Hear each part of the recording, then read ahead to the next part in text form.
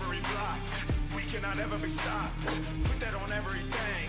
You gon' remember the name, remember the day. Look at the gameplay, made it mine as a name change. Ain't a game that I can't save, only win-win, that's a landscape. I cannot be stopped, I'm like a savage. Shooting for your spot, I gotta have it. Hey, glory in my veins, I'm like an addict. See me Hall of Fame, I'm not your average. I'm on your neck, hey, give me respect. Hey, hey, I'm on your neck, give me respect. Hey, hey, I'm on your neck, hey, give me respect. Hey, hey, I'm on your neck, give me respect. Hey, hey, hey.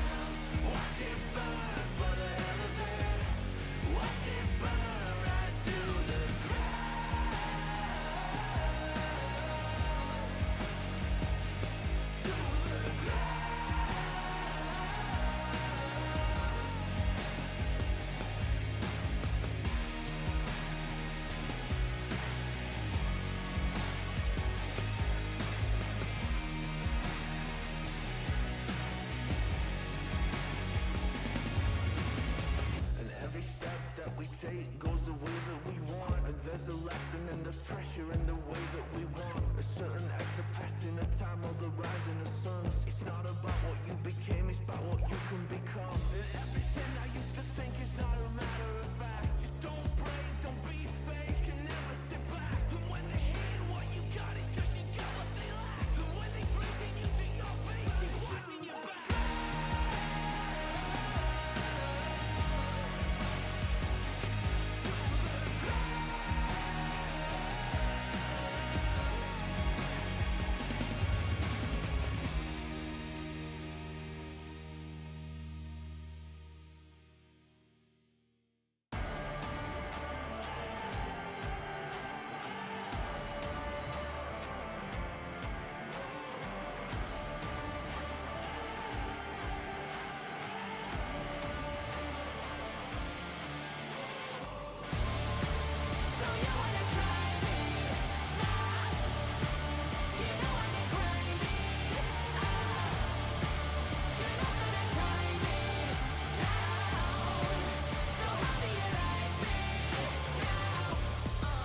Just write the checks. I am the one and I'm coming next. I'm always right cause I never left. So you should bow down and show respect. Stacking the weight, mounting the pressure enough on my plate. Moving the muscle, I'm making my way. Leaving my opponents in disarray. You didn't know what you're learning today. Learning today. So you wanna try me? Nah. You know I get grimy. Ah. You're not gonna tie me down. So how do you like me now? Now is the time. The iron is hot and I'm ready to strike. Finding my flame, I ain't dimming my light. But haters gonna hate and play with your psyche. Them man not like me. I weather the storm cause I'm thunder and lightning. I worry them rightly. Cause those who've been defeated cannot advise me. Be quiet. Rest your head cause your talent's retired. Your performance leaves so much to desire. You can conspire to bring me down, but you hear that sound? Yeah, it's getting loud. Cause this is my crowd and we're getting rowdy. Here's a man cause you're lost around me. I'm the MVP, the GOAT, I ain't never choked. I'm the champ and you've seen the receipt. So you wanna try me? Nah. You know I get grimy. Ah. You're not gonna tie me down. So how do you like me now? Just write the checks. I am the one and I'm coming. Antes de llegar al equipo, ya me iba tal vez a retirar, ya empezar a hacer otras cosas de mi vida, porque pues después de lo de Brasil, que fue en el 2024, sentí que competí muy bien y todo eso, pero pues no hubo ninguna oferta pues realmente que llamara mi atención o que pues me motivara, porque después del torneo la verdad sí como que regresó mucha pasión en mí, que es lo que había perdido y por lo que sentí que pues me fue muy mal el último año. Y nada, cuando llegué acá pues como que el grupo, cómo se fue dando todo, la serie esa que ganamos de que íbamos perdiendo 1-2 y luego remontamos a 3-2, como todas esas emociones, pues realmente lo disfruto mucho. Mi última promo relación he jugado dos, en las dos he ascendido. quién sabe si en esta hagamos el milagro, existe una posibilidad, no todos lo sabemos. Muchos siempre nos dan por muertos, pero realmente eso también es en las 2 promociones que jugué íbamos como favoritos y, pues, obviamente ascendimos. Ahora no venimos como favoritos, de hecho, pues, te podría decir que a lo mejor para muchos somos el peor equipo de los 5, aunque ya seamos el primer seed de LRN, pero, pues, nada, o sea, me motiva mucho el venir así de esta forma y no sé, la verdad vengo a disfrutar, a jugar, a divertirme y que así va a ser. It always means something different to everyone, but for me, if you can consistently prove as individuals, if we can consistently prove we deserve to be there, we've won this NACL with different players now, the three of us twice now, or actually 3 times now, different mid AD all 3 times, except the most recent back to back. So I think it just kind of is a sign. I mean, we're able to consistently do it. It's not like it's that much of a struggle, to be honest. So it's just a chance at redemption, a chance to play again. And the longer you take to get back there, I think the less of a chance you have. So to be able to do it yourself now, rather than rely on a team to pick you up or whatever it might be, is just a chance for players who have had either bad starts or bad endings to get another chance and another shot to show what they've got.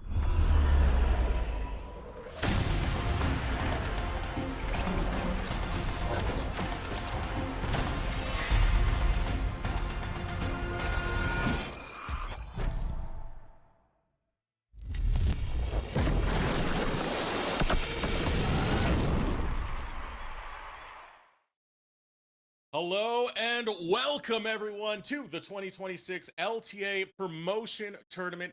The action was hot yesterday as we had our plans, but now it's time to get into the double elimination bracket to figure out who is going to promote the LCS. For the casting desk, my name is Eric Desirix Beltran.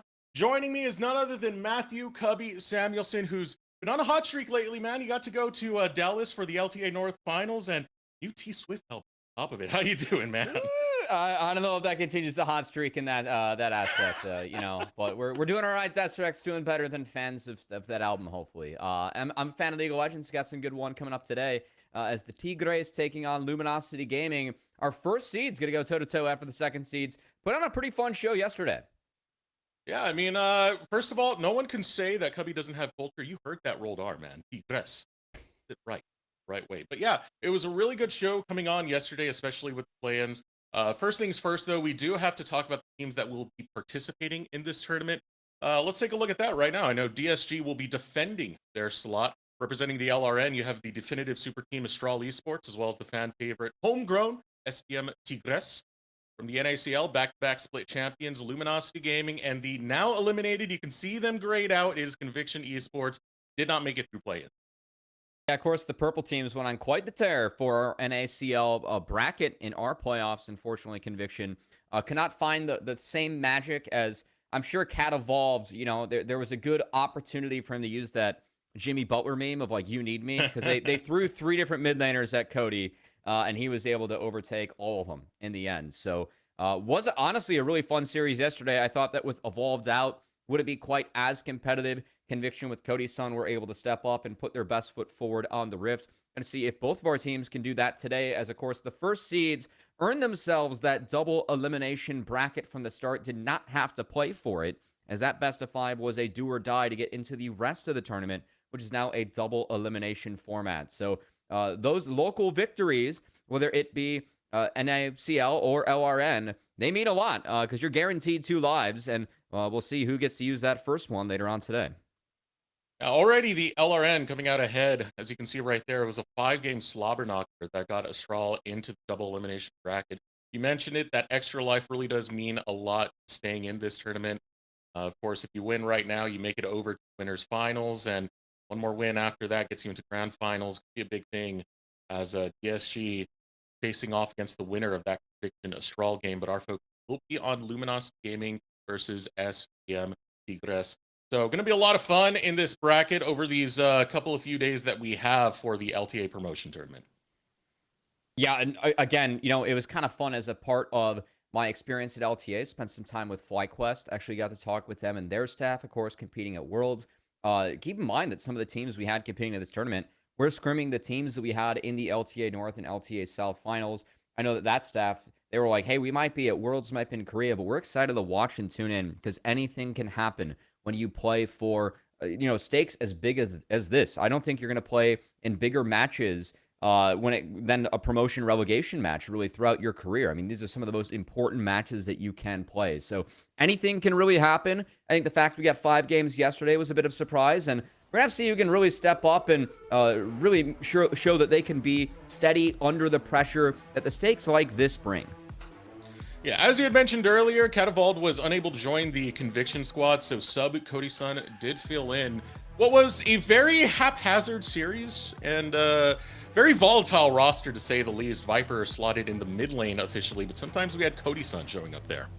Yeah, I know that TF Blade also got to play as Aurelia mid even for a game. I know talking with Coach Akash, they said things might get interesting as they try to figure out what was best to make sure they could win as 5. And I mean, frankly, I think that the first event we had to compete for that LTA North spot, this really is what the new system in promotion relegation can be about. We had Summit, an MVP of the LCS, and Ghost, a literal world champion with Damwon, getting taken down by a team of streamers almost at the end of the day that put 3 different players mid because they had a sub. I feel like with the new system, this is kind of what happens when you have the dream of 5 guys in a dream alive, as well as the dream of, hey, just getting back to pro and getting to compete at a high level as what Summit, Ghost, and even players like Winsome played in the past. So I think the fact that the first series kind of looked like this, I know Game 5 ended up being pretty one-sided in the end, but it ended up being a pretty fun 5-game series that we all experienced yesterday. I definitely have my expectations a bit low on Astral after seeing this one, because coming into it, I mean, with the substitute that we had with Cody Sun coming in, it was kind of expected to be very Astral favored, and the fact that it went to all 5 games, even Game 5 was a little bit on the close side, does make things a bit rough for Astral going forward, especially since their first opponent is going to be DSG in the double elimination bracket. Yeah, excited to cover that one tomorrow. DSG, I mean, the rumors behind the scenes are that DSG is the team to beat. Talking with some of the teams that were competing for the LTA North spot, I mean, they're the ones that are practicing against a lot of the teams competing for the actual, LTA North spot, not just the championship. So we'll see what happens with these guys tomorrow. They're going to have their hands full with Summit and Astral, but we have to take care of business today first here at Desirex. Luminosity Gaming versus SDM. I almost slipped up and said SNDM as Supernova Dark Matter. Shout out to them. They couldn't make it there. But hey, we got SDM, the Tigres, rocking it on the Rift. And frankly, a team that was a surprise that even made it as the first seed in the first place. But we're going to start with the team that we've lovingly called the LTA Rejects in Luminosity Gaming. Yeah, we have winning streaks across the board when it comes to NACL and Luminosity Gaming. Of course, going back to 2023, Fake God, Tomio, and Zazel able to get back-to-back on both DSG and Cloud9 Challengers. Now coming into 2025, Split 1 and Split 2, they take the championship, including Insanity in the mix alongside Tactical. A very dominating team when it came to their playoffs runs. Yeah, and again, guys, when it comes to Fake God, Tomio, and Zazel, the last 4 splits they have played in Tier 2, they have won. So that, on top of the majority of their careers being spent in Tier 1, that is why we have lovingly coined them the LTA Rejects. And I love what Zazel said, really coming into this tournament, right? The fact that, the longer it takes for you to get back to Tier 1, the harder it becomes. The fact that they get to control their own destiny, do it with this group in 5, and really look at the league and say, hey, you were wrong to not take us, right? Because that is what this team was built to do. Yeah. Get back to the league where they spent the majority of their careers. They control their own fate and destiny now. And Zazel, he was talking about how it is harder to do it the longer it takes to get back. Well, if you win this tournament, you're back in the league. You don't have to worry about your offseason and where you might land. You got things taken care of. So we'll see if Luminosity Gaming can get off to a good start with that today. And that makes for a very exciting matchup, because if you look at the history, that's what's been going on across the Rift with SDM Tigres. This is a team that was put together piece by piece, started out as one of the lower of the pack teams in Split 1, where they were able to establish Mataz and Virus. They pull up the entire roster for Split 2, and they ended up being the underdogs that overcame a lot in what was a super team in Astral. So showing up big here, looking to take down more giants in LG. SDM Tigres coming in hot.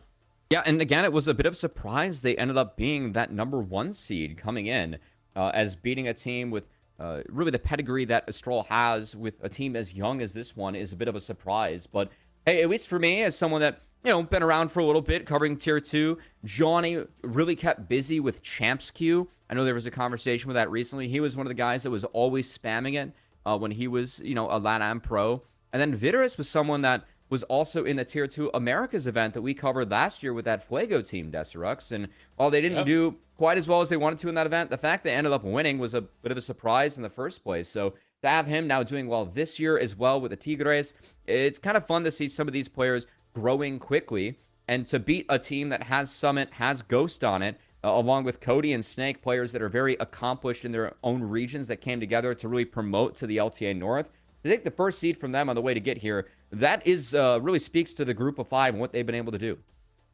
Yeah, it's really incredible the caliber of play they've been able to bring. I mean, this is a team that's greater than their parts as a whole. They really do sum up to be an absolutely fantastic team, because you look at the competition the LRN had. You already mentioned it. You mentioned Summit, you mentioned the world champion Ghost, and for them to outclass that level of team shows you how well put together this squad is, and their ability to perform as a unit.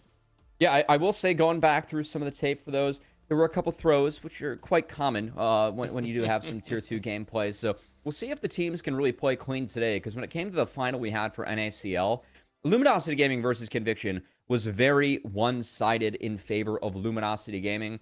That might have been the most one-sided final I've ever covered in my 5 years of doing this. So we're going to have to see what happens coming in. I know that behind the scenes, talking with Deos, the coach of Luminosity Gaming, he said the break was actually kind of tough for them. Like, it killed some of their momentum. They could not play better, more dominant League of Legends at this level than where they wrapped up the split, winning the final. The fact that they had to kind of get ramped back up for a bigger tournament, that can be a challenge for some teams, because a lot of the times it's about when you peak at the right time. Felt like Luminosity Gaming for sure peaked in finals, but have had a little bit of trouble behind the scenes, at least finding that peak again for this. So let's see if, with stage games coming back, if we can get the Luminosity Gaming that we saw leave the stage, which is a team that looked unbeatable at this level. We can see with the predictions that we both agree right here that Luminosity is still the favorited team stepping up right now. I don't think that definitely discounts SDM whatsoever, as they've shown they've been able to take down giants in the past. But this is now going to be a new setup for Luminosity Gaming. It's not just some time off, it's also a new patch, Cubby. Yeah, we did see some changes with 19. I've been keeping up with EMEA Masters as well, just to see what's going on with the patch. I will say that when it comes to Fearless, I think that we have a couple of changes in terms of priorities of the bans. However, I mean, it's still Fearless. It's just like, okay, we're seeing some champs that like aren't played as much. Game 1, Game 2 might be played earlier on. A couple of champs like Pantheon has really fallen off just because the clear speed hurt him a lot. So just kind of curious to see as we learn with the patch, because I know that was a big talking point. When talking with some of the teams behind the scenes coming into this, it's like, hey, we all kind of have our own read coming in. There isn't a defined read, or it's not as much time you get with the playoff patch, like what you had with 17 and 18 globally, as we are on 19 for this one. So will be interesting to see, what teams prioritize what and where, because that could be something that is going to be very different with the patch just being different, and a lot of data being in the hands of these own teams, not the hands of everyone watching the VODs globally. Yeah, but that's what we have to think. I want to know what the players think. So let's go ahead and ask Zazel and Mataz some of their outlook coming into this matchup today. Primero, pues del G, supongo que es nuestro rival que vamos a enfrentarnos. O sea, pues realmente sí sentimos que son un buen equipo. Llevan creo que ya como 1 año y medio, 2 años juntos. O al menos creo que 4 integrantes jugaron en LTA en el 2024, si no estoy mal. Entonces, pues sí tienen una sinergia, se les nota cómo se mueven en el mapa y todo eso. Entonces, obviamente, pues la preparación tiene que ser un poco mayor, y siento que sus fortalezas es mucho el cómo ellos se comunican y se mueven por el mapa, ¿no? Entonces, pues tener mucho en cuenta siempre eso con ellos, ¿no? SDM, we've gotten to scrim them a bit, as well as other LRN teams. I would say that, in my experience, SDM definitely deserved the first seed of LRN. I don't think it was a fluke. I think they're pretty good. I think when I play against them, what I noticed is they're just a pretty solid team. Like, it doesn't seem like they need to do anything special to win games. They kind of just play as a unit, as a decent team, and they don't really need individual advantages or like individuals to really overperform to win, and I think that's just a sign of a pretty solid team. So I would say that they are probably, from my experience, the #1 LRN team, and yeah, it'll be fun to play against them. I mean, to really piggyback of what Zazel was saying there, from what we've seen from SDM and their performance, it's no one exactly overperforming. It seems like it's a whole team effort that comes through from Tigres. Yeah, it speaks to the squad, and we're gonna have to see if they can do it against Luminosity Gaming today. Because again, this is a professional team that is competing in Tier 2. The fact that the core of this team have won the last 4 splits, the fact that all 5 players have spent the majority of their time playing in Tier 1, this is a team playing for that professional spot that they really feel like is theirs. It has been in the past, whether they're doing it as 5 or not. And I think that what Luminosity Gaming brings to the Rift is it feels like they're kind of able to play everything. The floor level of what they play is so high compared to a lot of the other teams, just given the professional experience they have, as well as the skill these guys bring to the table as well. So it's going to be interesting because it really feels like SDM is the team that, hey, we're a young team that's greater than the sum of our parts. That is what enabled us to win. Whereas Luminosity Gaming, that's a very experienced team that has just been the team to beat for the entire duration of this year in Tier 2. So on paper, that does lead Luminosity Gaming sided, but hey, it was a surprise win for SDM in their finals to get here, and we'll see if they can pull off another one today. Let's talk about some of the lane matchups, Cubby. I mean, the first place I want to look for SDM is going to be the bottom lane with Virus and Ichiwin. They've already shown that they can take on high caliber talent. They took down Ghost, a literal world champion. Going against Tactical and Zazel, it's another tough opponent. Yeah, of course, Winsome, too, a player that I think a lot of people on this stream would be familiar with as well.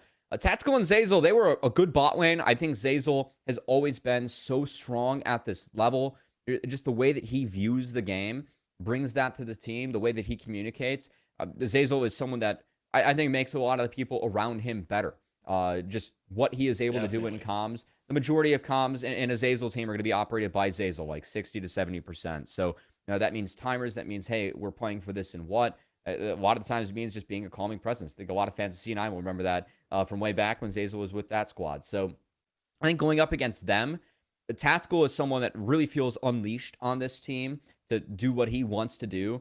And we haven't seen him overstep as much at this level because I think that A, he's playing with leads, and B, Tactical has legitimately worked on that again this year. So, yeah, I think that this is the bot lane that is probably the one to beat. But I know from talking with some of our friends across the pond or, on the other side of the Americas, they felt like this was the strongest bot lane they had out of the two teams. And that was a big part of the reason why they won the final. And going back through the tape, yeah, it was. So it's going to be an interesting one to see them go toe-to-toe. I still give the edge to Tactical and Zazel, but if you're trying to lay out the roadmap for what a Tigres win would probably look like, I think it's to be played through Virus. I think that's one place to play from. I think you also have to look at the weak points potentially there for Luminosity Gaming. And there's not much you can really say because they're a team that really does scale into playoffs quite well. Of course, you don't have a regular season coming into the promotion tournament. But if I had to point out one spot, it's going to be Tomio. And if there's another strong point for SDM, it's Mataz, the guy who got first team All-Pro and has really been a long-standing part of some of these international tournaments. We did have him in Virus in the America's Challengers last year, and Mataz, he's been able to step up to the plate time and time again for the squad. Yeah, I mean, this is one where I think going into Tomio, look, if I had to pick any weak point of Luminosity Gaming, I'd probably have to pick Tomio. So Mataz being the sole member of this team that was on the first team All-Pro list, being the member of the team that was really the MVP of their playoff run, as we actually get a look at the Tigres now, part of the fun.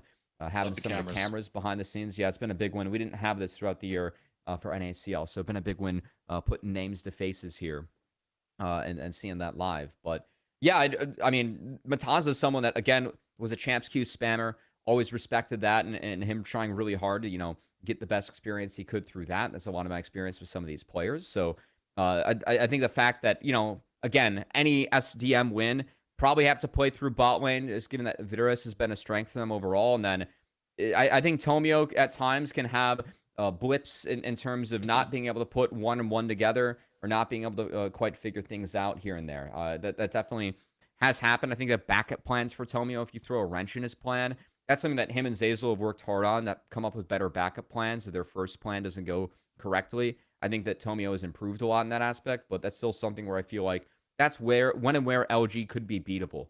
is when Tomio gets disconnected with a team. So yeah, I think if I'm laying the roadmap for the Tigres, it'd probably be play through bot lane and try and pick on Tomio. I think solo lanes are really tough to pick on for Luminosity Gaming. Yeah. Pick on and Insanity are incredibly stable and usually can scale up to be big team fight winners later on.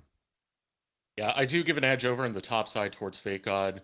Looking at Johnny so far in the overall for his season, he's been mostly breaking even, and Fake God is a guy, if you give him an inch, he can very much take a mile. Insanity as well has had a history of solid performance, especially when he is in Tier 2. I definitely think back to the finals where he was with Dignitas, where Dignitas kind of made that run back in NACL. Was a lot of fun to really see. And of course, going against Sky is someone we talked with the LRN casters about, and they called him the hidden talent of the team. They said he's a very adaptable player. Yeah, so we were in the middle of the split trying to figure out what the most valuable prospect award might look like, because we had discussions about whether or not we were going to give it away for a 9-game best-of-1 regular season. And also, I mean, part of that was including playoffs, potentially. So we were talking about what their candidates would be. And they mentioned Sky as one of the mid laners that was kind of new, up and coming, and they felt like it was really flexible and malleable. So it looks like he's one that's going to play the movers in the Galio, the Rise, the Talia. And really big picks for him and the Tigres is getting into game 1 draft here, Desirux. We see a lot of focus at the Maokai, the Orianna, very targeted at Luminosity Gaming. And it is a game 1 first pick Renekton, which is a bit of a surprise for me to see, I gotta say. I have a lot of faith in Fake God to play the Renekton circle. It's a big champ for him, but he plays the Cassante, the Ornn, the Gragas, and the Gnar very well. So I feel like he has picks of whatever he wants, and other big picks, priority picks, could be up and available for Tomio and Luminosity Gaming. Yeah, as you had mentioned, Fake God does have a lot of ways he can approach this Renekton matchup. Now, the attack back from Luminosity Gaming, they did take away some of those fighters that Mataz is pretty solid at, Wukong being one of the big ones right there, and going to take another one off the map by locking in that Vi, which does give you some early to mid-game presence with a lot of these ganks and how you want to take them. Does synergize well with some of the champions that, you know, have been buffed as of recently. You know, Ari received a minor buff, so that could be an angle to go for. But instead, it's going to be the Ambessa over in the top lane for Fake God. And this is kind of a self-counter pick in a way, but it shows the value and priority on Ambessa, and this really dissuades taking something like a Jinx or a Yunara, because you have to go up against the Cease and Assist into the public execution.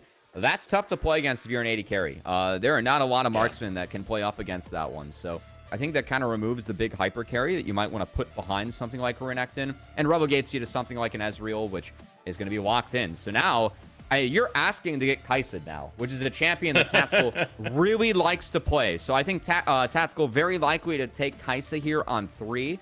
That said, if they want to drop ADs, Azir is a champion that is still up and available. It could very well get picked up here, as that has been a champ that's really been running the patch and is very high priority still. But no, not going to be Azir. Aurora a little bit faster for the Tigres, and we'll see if it's going to be Kai'Sa or something else here for Luminosity Gaming. Definitely love to see a Kai'Sa. I remember I had a talk with Sean Atonin, one of our big community members here in North American Tier 2, and he was telling me about how he loves Kai'Sas that just dive in the back line with the rest of the squad. Don't play front to back, you just go back to front instead. And when you do have an Ezreal, you do got to close that distance and really hop onto him, so it could be the angle to go for. Luminosity Gaming definitely eyeing up that Kai'Sa, as you had mentioned, Cubby. Yeah, I mean, I see a Vi, I see an Ambessa, and I see a Kai'Sa on that team, and that feels pretty good for the Kai'Sa. You have plenty of go buttons to go in, follow up your team. So, yeah, I mean, for Luminosity Gaming, with the Kai'Sa now, you don't have to worry about peeling for your AD. Tactical can handle himself. You can commit to the full dive if you want. And while Ezreal is slippery, I like the execution that Luminosity Gaming is showing here early. So I think any champions you can take away that might feed into that. Bard ban tells me they might be looking for an Alistar or asking for an Alistar ban themselves from the Tigres. But yeah, I think they have plenty of options in terms of supports that can continue to go in. It's just kind of removing some of the options that the Tigres can respond with here. Taking away that Galio, that's something that Sky has been very solid at. Especially in playoffs, had a pretty immaculate performance when he was able to pop off on it. 19.0 KDA in playoffs with the Galio. So strong champ to look to not have here. It's actually Tigres who's banning it away to take it away from LG. Just flopping it on sides right now as still looking through some of the picks that we do have available. A lot of these fighters have been taken off the map. Yeah, So I like that's the going to Poppy be something ban. to watch out for. Yeah, Poppy interacts really well with, you know, Vi and Ambessa, so taking that away is good. Is Talia going to be removed here from Insanity? A little bit surprised there was no focus on support bans. I mean, if you lock in Alistar here, I guess you could eat a Silas jungle, but that wouldn't be that ideal, as I still view Alistar as the highest prio support. Will be Rakan, which makes it pretty easy to piggyback off of a Vi and an Ambessa, as Rakan is something that Zazel can play at a really high level. And they're going to save at least last pick for Insanities. They really wanted to lock down the Rakan, but yeah, probably going to be Alistar coming in now. I like the random flex of the Draven. It's something that was pulled out in Game 5. Of course, it's not going to be locked in as the Ezreal's already there, but something that was pulled out in the Game 5 against Astral.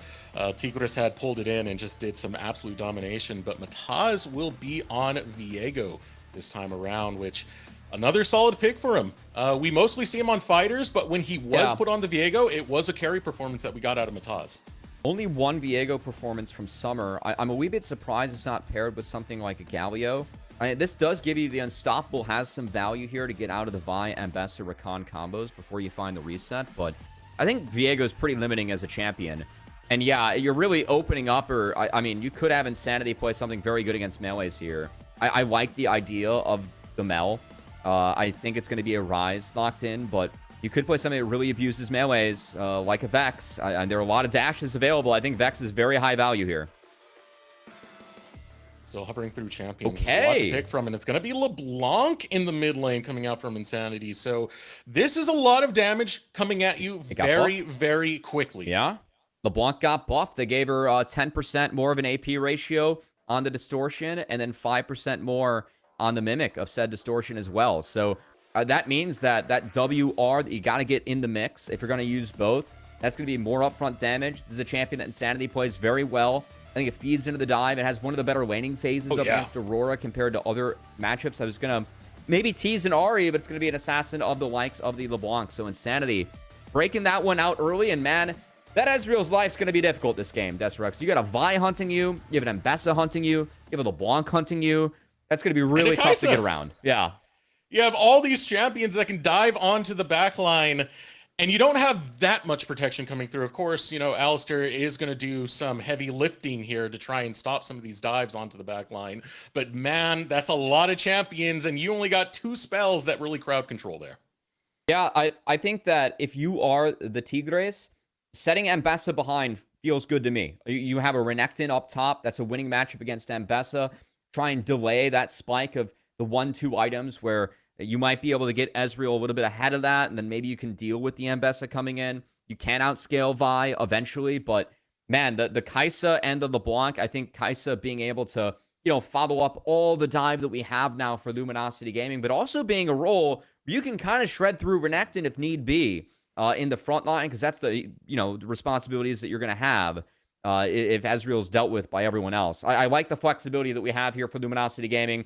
Dive showing, tactical enabled. I feel like these are steps that Luminosity Gaming have used very well in the NACL. So here we are into game number 1, SDM Tigres versus Luminosity Gaming.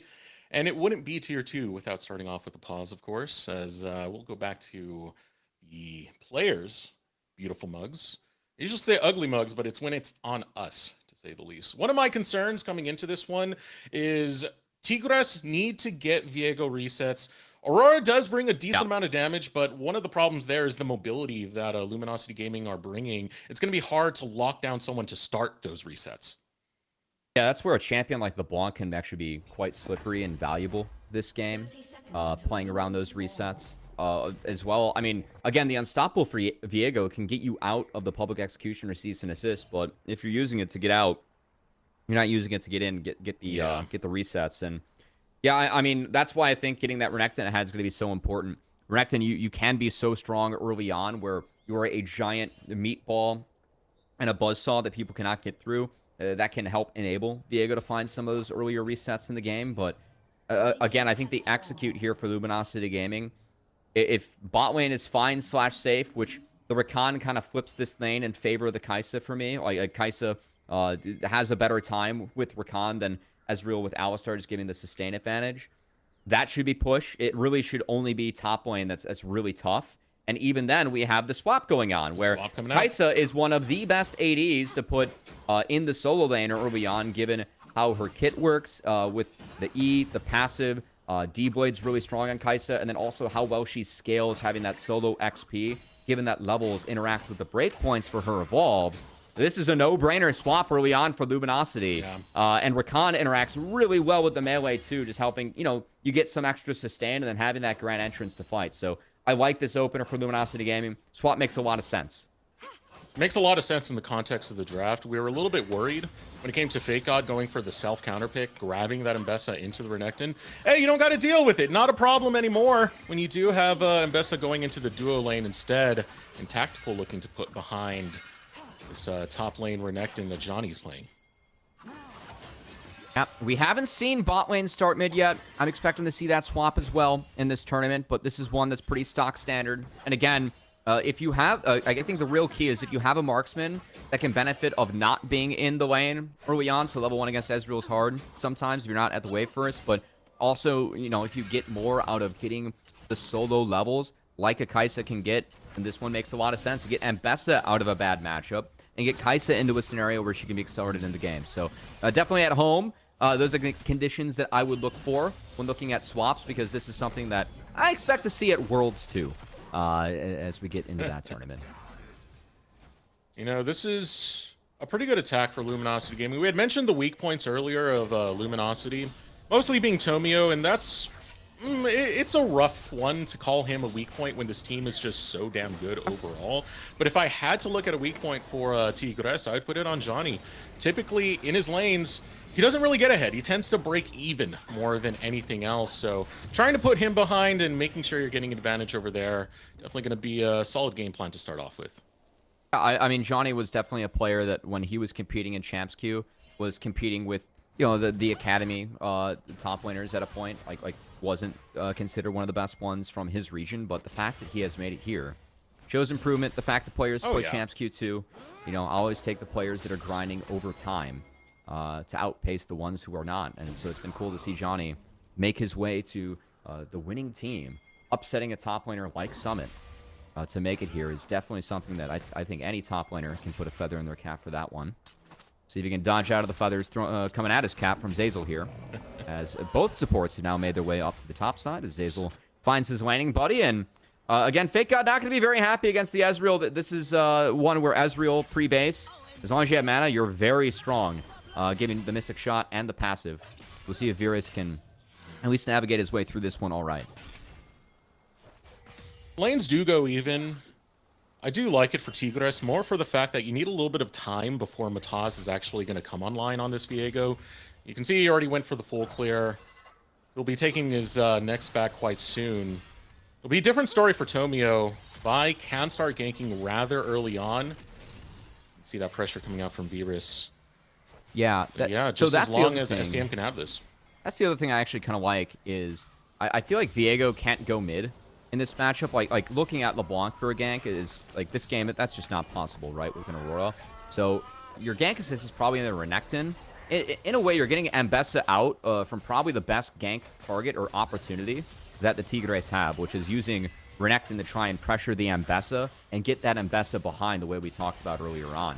Having the Ezreal, again, that takes away the gank assist. And then the gank assist you have, both gank assists you would have in both side lanes, they're both stuck top right now. Winning against Tactical, who's doing just fine. So, again, I think that the early setup here for Luminosity Gaming, they have some wins. It's taken away some of the opportunities or windows from the Tigres.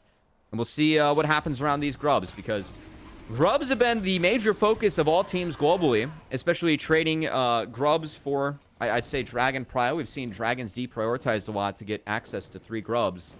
I say that, though, as Tomio, off the base of the Ezreal, has started up the Dragon in the pause. I think that Dragon's going to be his when we get back, looking at where that Ezreal is and then where mid lane's at. Because Insanity is getting some damage done against Skye. I mean, it makes a lot of sense. The Alistair Renekton are over on the top side. That's where a lot of your crowd control and a lot of your early game power is going to be. So if you can grab that right off the spawn, that means you have presence for the grubs later, and you don't even need to deprioritize those dragons. Yeah, I mean I think it's a really big win actually for LG. I mean, we gotta say that Insanity is using this pick well. Of course, those the block buffs for later on. I believe in a previous patch, she actually got some buffs targeted at the early game as well. So Insanity, I mean, this is a champion that he played very well going back to like his time in Immortals. To see him busted out here, I mean, this guy can play anything and everything in the mid lane. The playoff meta, he was playing Kog'Maw Veigar. For folks that weren't following NACL, it was quite fun. Having that poke-based setup. LeBlanc could bring the poke later on, but at the moment, bringing the pressure early on, and has Aurora in quite the hole. No kidding. Look at that CS difference. Already going to take well over 20 in the lead for that CSD. One of the main drafts right here, thinking you had the counter pick to Fake God. Fake God is still not even that far behind, even with the Ezreal matchup that Fake God is looking to challenge at the given moment. So I feel like a lot of this is going decently well for Luminosity's early game. I think they've checked off a lot of the boxes. Like again, you don't want to let this Renekton Viego get rolling. There's no lead, right? And Bessa's pretty close to being even to Renekton. I'd say that you're about on pace to where the match would be right now. In fact, you even got more XP. That's a win, because Ambessa can get pushed around pretty early on by Renekton. And yeah, I mean, with all the lanes, we have some goofy swaps, but everything on the scoreboard is pretty close to being even. Besides mid, there has been no action, and Sandy's just kind of been bashing into his opponent with that 5 pick. So yeah, I'd say you're pretty happy if you're Luminosity Gaming so far, and we'll see what this setup for Grubs looks like, because fighting against Renekton at Grubs can be quite dangerous, but Johnny only with steel caps. That's not exactly where you want to be for this fight. And not in the place at all. You can see the CS now even over on the top side between FakeGod and Johnny. FakeGod's still going to stick it out in that lane, all the meanwhile getting the recall from Virus. He cancels it, noticing that FakeGod's still in the area. And with all this priority in the mid lane, it does give a lot more over towards this early game grub setup for Luminosity Gaming. I just don't think that the Tigres didn't really respond to this swap correctly. I think standard lanes were honestly a big part of the win con for him. Because, again, like this is a first pick for Renekton. They took Ambessa into it and they swapped. Not having that matchup, I feel like they've lost out on a lot of opportunities to push them around. Now Luminosity Gaming, they take one more grub. They're fine giving away the third. They don't even have to. So, yeah, that's the strength of Renekton. Again, he went steel caps defensive early. You don't have something like a Phage or a Phage Plus for that fight with Dominus. And they straight up don't want to take it, given how mid's going anyways. So, Luminosity Gaming just kind of getting everything they want off of straight up better team play and better laning. Would have been nice to get resets from Mataz, but you don't got the damage when Johnny's not able to get those big purchases. Had to go for his boots early. So forfeited. First 2 neutral objectives go the way. Double knockup now coming in from Ichiwin. Killer Instinct comes out. Mataz not able to land the stun, and Zazel will get out. All foiled as Luminosity get away. It is foiled. Again, the Tigres, they need to do something, though. They took some summoner spells away. Maybe they can rinse and repeat, as Viego did go to where all of his gank assess was. But, again, that was really the only play available. Now, in terms of the rinse and repeat, we're going to have to see it. Because with a TP coming out by Zazel, he's going to do his best to hold this wave, distract Johnny, maybe prevent him or delay the resets. Tactical should get a little bit of this. And can they find a lane setup again to actually go punish this Kai'Sa that is down sums? We're going to have to see, because I think that the way that Luminosity Gaming should swap now is to protect this Kai'Sa that has no summoner spells. Yeah. And that's a big thing. You got the Ghost out, you got the Flash out, so that is your point of attack. Even Killer Instinct is down, so another tool that's used to kind of juke and jive away from this assault that Tigres can put forward. You have to capitalize on it if you want to start finding yourself. Look at Renekton Ezreal. Luminosity Gaming just dipped back in the fog. They're actually walking towards the same lane. They don't really know where to go because they're trying to find the Kai'Sa. But Tactical is going to take another reset. And then when the Tigres show, Tactical should be able to move to a spot where he feels safer. That said, he cancels it. He's going to walk back to mid. We're going to have a swap where, yeah, Insanity is going to go catch bot. Now the Kai'Sa's mid against the Ezreal. You have no sums, but you're in the shortest lane where you can get the most resources. He's going to be down a level, given that Vitorus did pick up a lot of that solo XP from the swap. So we'll see if he can survive the onslaught there mid. But as we have our third pause, we have our third transition to our supports with beards. Where I feel like Zazel is winning with a nice sip of cold brew there, from what it looked like. I like that. Nice. Get caffeinated. You know, you need the energy. Cold brew. He had a custom mug. Locked in. Got a custom mug? I didn't even get a good look at it. No, he didn't have a custom mug. What's like a peaches jar? You know, like a jar where it has a special mason top. jar? He had a mason jar. Yeah, It looked nice. It looked very classy. You should know that. No surprise from someone that has that kind of beard, you know? Yeah. I asked beard advice from him before, and he said, just grow it out. You're going to get bullied. It's okay. But once you get to a certain point, it'll be fine. Oh, I shaved mine for this yesterday, so I wasn't bullied hard enough. Or I was bullied too hard, actually. I had to get rid of it. I will say, Fake God and Tactical are in the same room, as you guys might notice at home. They are up at in Toronto at the Shopify Rebellion HQ / their boot camp there. Luminosity Gaming actually had a 30-day boot camp for NACL playoffs as a team together. Not everyone has stayed up in Toronto. Fake God and Tactical have. Funnily enough, that is also where we're going to see Disguised playing tomorrow, as they are up with Shopify Rebellion boot camping as well. So yeah, the games, the Central, they're being played on Chicago until the 12th, when our two winning teams will go play at a LAN in Mexico City at the studio there. So Toronto does help with the ping, as we are defaulting the Chicago service for all this, especially from the West Coasters. As I can say from experience, going from 19 ping to 55 ping, I don't play Caitlyn anymore. And that kind of bums me out. I really like playing Caitlyn, but I can't play Caitlyn on 55 ping, man. And not 20 to 55, there you can feel it. You can feel it. No, I definitely felt it the first time the servers moved, because they used to be in Los Angeles. I used to get, like, at the real bottom of it all, 8 ping. 8 to 12 ping was my regular range. Jumped up big time when they moved them to Chicago. So ping does play a big factor when you are on a little bit more precise champions, to say the least. Well, I mean, it helped tactically. I thought he navigated that gank up top quite well. And we'll see if he can continue to, as I know. I think the pauses, given how short they are, I'm looking for updates. Not sure if it's latency, but we want to make sure that everyone able to compete at the highest caliber of performance that they can. As so far, I mean, I will say that the pauses have kind of stalled this game out a bit. I saw people moving up their seats. We're locking back in. Definitely think that hurts the Tigres more, as the slower game plan. Again, that top side, I think if it doesn't get going, they're not going to be nearly as strong later on. And the spike of this Renekton has really been delayed. One might even say that, you know, this Crocodile, not nearly the fearsome outback participant that he could be against this Ambessa. Because if you get up like this, I mean, look at the advantage that Fake God has level-wise, being up almost a full level. That matters a lot in this matchup for Fake God, because if Renekton can't push you around, you don't slingshot back into the matchup. This is just Ambessa winning for the rest of the game. I kind of forget. Is he an alligator or is he a crocodile? I know someone will eventually DM me telling me how I know nothing about this, but here we go. Fake God does get the public execution, getting out of range of Johnny. Johnny looking to step forward. Don't find too much after that.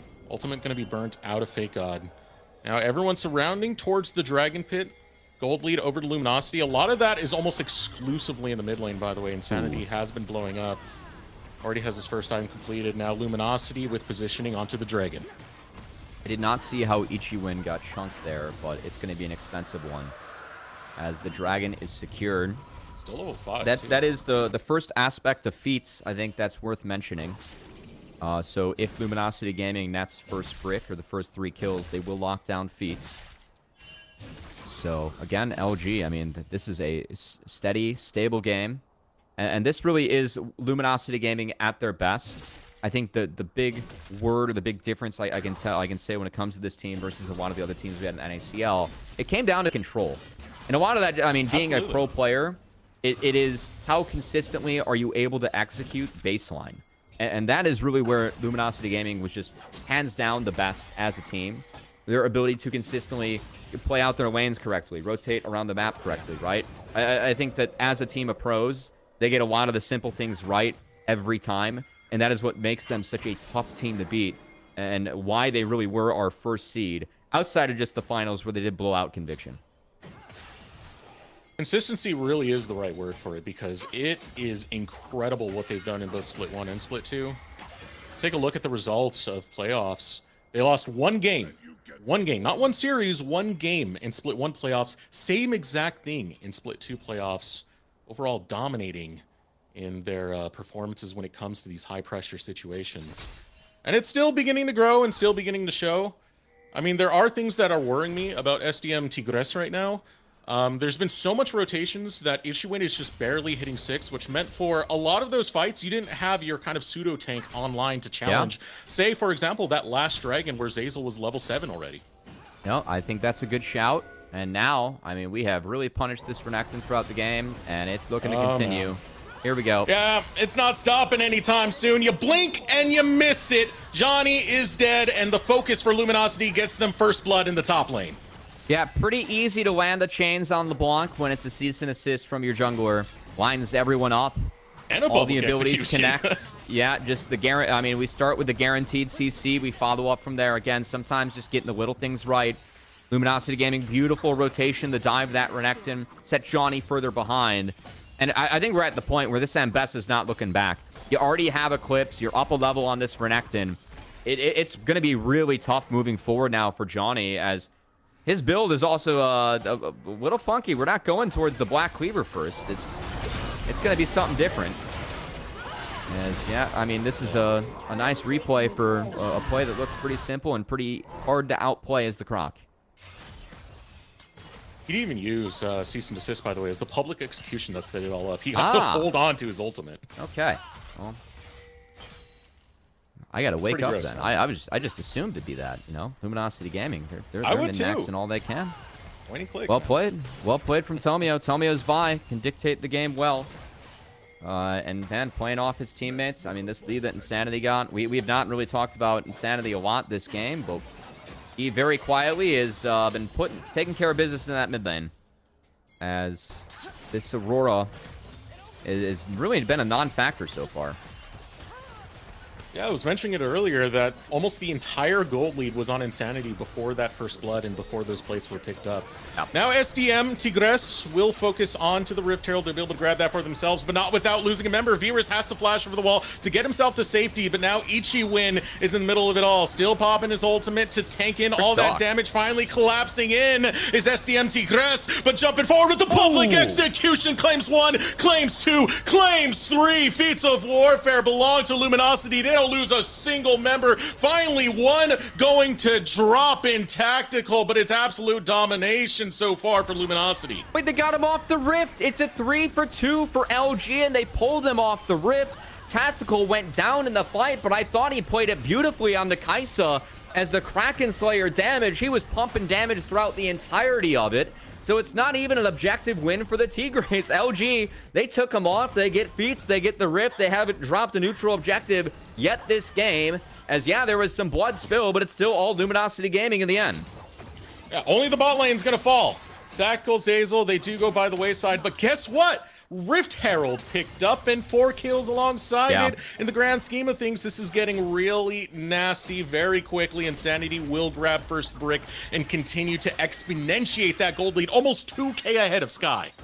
Honestly, I really want to see a replay and to see how Tactical played that one, because he ended up using the Killer Instinct early to follow up in the initial engage, but I think he positioned really well in kind of a weird spot after he got headbutted out to keep up the DPS, and that is where Tactical, I mean, I think it's easy for a lot of fans historically to look at, oh, he hasn't been able to consistently carry fights as much as other ADs because he does play quite aggressively, but he's also one where he has the hands to make plays like that. And I think we really saw Tactical be an AD in a pool of some decent ADs we had in NACL, as, you know, Scary Jerry was with Disguise last split, playing pro. We had Sajed, our most valuable prospect winner, who I think very highly of and think is a pretty elite team fighter as a prospect that a lot of teams the offseason should be looking at.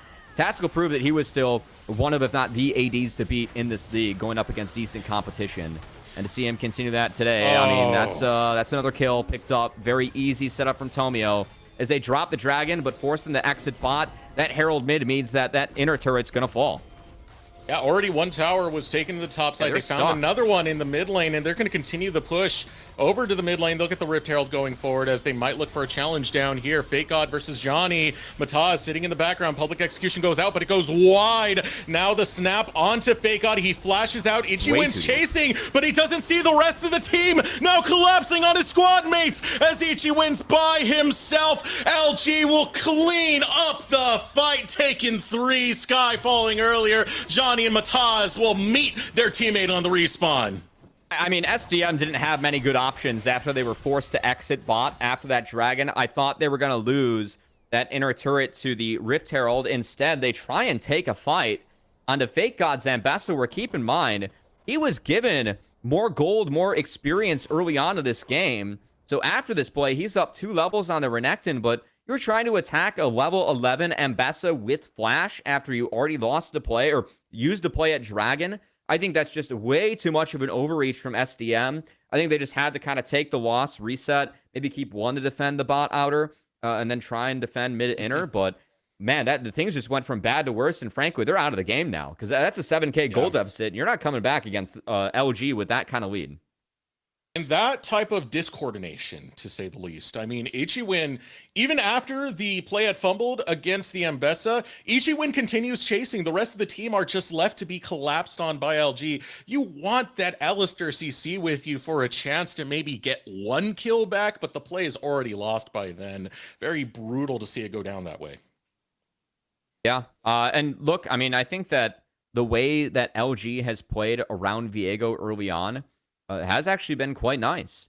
Like, they've used flashes to get out of the Heartbreaker twice, and we haven't seen Mataz be able to find a reset, and that was definitely an overreach to try and go for that play bot.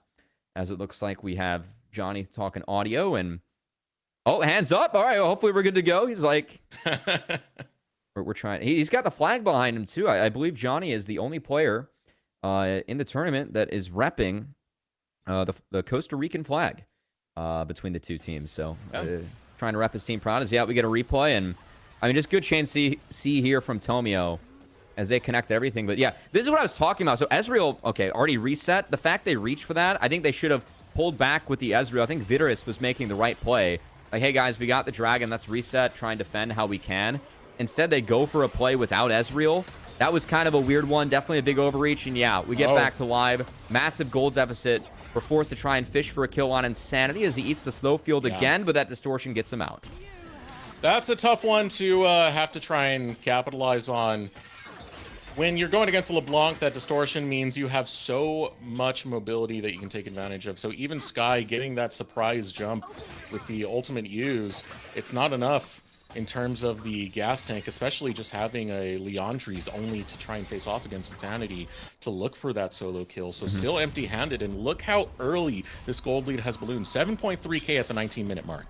Yeah, and look, before we started off with today's series, I caught up with Coach Deos of Luminosity Gaming before this one, and I asked him a very fun coach question, which sometimes, like, when you haven't seen your team play a stage game in a while, I think it's a little bit different to see them, play for the first time. It's been a month plus since we saw Luminosity Gaming back on stage. So I asked him, hey, Coach, wish this today. What 3 things do you hope to see from your team on the first game, or first day, or first game of the tournament? He said, number 1, confidence and aggression. I feel like we've seen that. Number 2, play like a team, connect our individual players to a greater team goal. Well, they have it. The one objective they dropped, they won the fight afterwards, and I think it was after Rift Herald, right? They've done that very well. Yeah. And then 3, turn any small advantages into a big one. I don't think they've made many mistakes so far. It just feels like they've been pushing their advantage further and further ahead. So I think Coach Deos behind the scenes going to be a happy camper with his team off this game 1. And again, I don't know how SDM get back into this one. I feel like a lot of their timers are set for earlier on in the game, and they kind of missed them. I mean, this is a team that's been preparing at the same caliber as you would have an LCS team. You mentioned the boot camp in the Shopify Rebellion headquarters. It's going to be real good right now, but here comes the engage from Zazel. Finds 2 right on top of it. Johnny looking to fight his way out. There's more members of SDM there. Fake God getting critically low. Mataz looking for an angle to get a reset. Cease and desist will put him behind bars as Tactical follows with the killer instinct, and the cleanup crew is here. Nowhere to go but to the gray screen as Virus is the last one standing, but he can't stand any longer. It's an ace for Luminosity. That engage from Zeyzal, it didn't lead to kills until the second round of cooldowns. But that engage made it so that Tactical had a very easy fight on the Kai'Sa, was able to auto throughout. You have a Kraken Slayer and a Rage Blade. If your Kai'Sa's free firing throughout that fight, you're going to win it. As Luminosity Gaming, they use that 7k gold lead to get Otacon turned into a 10k gold lead. And there's no looking back from this game one. SDM have been Giant Slayers. They took down Astral, the definitive super team, but now they're going against the raw experience and consistency of Luminosity. Boy, is it shining through. 10k lead thus far from this team. We got a minute before Dragon does spawn, but they can pretty much have the entire Rift the way they see fit. And I really like from this first game with Luminosity Gaming, I feel like we've seen a lot of their team's identity, right? And that is a pro team playing in Tier 2. They've gotten a lot of the little things right, but also these guys can play a lot of champions in Fearless. And the person that uses that pool the best, it is Insanity. Him busting out that LeBlanc, a legacy pick for him, a pick that has seen some buffs in multiple patches, and I think has moved up the chains a bit. Aurora has good matchups against a lot of the mid laners, but not against Insanity on this LeBlanc. Is that Chain's going to get another? Chain's coming out, the towers fall, and it's only a matter of time. It's been a clinical performance thus far from Luminosity Gaming. Again, when they're put in these high-pressure situations, such as playoffs, as we've seen in the past, they know how to perform. They know how to bring that consistency, and it hasn't let up. Even with scrim results being questionable, they still show up here today to show they can bring it. Yeah, again, just reminding them what makes LG LG.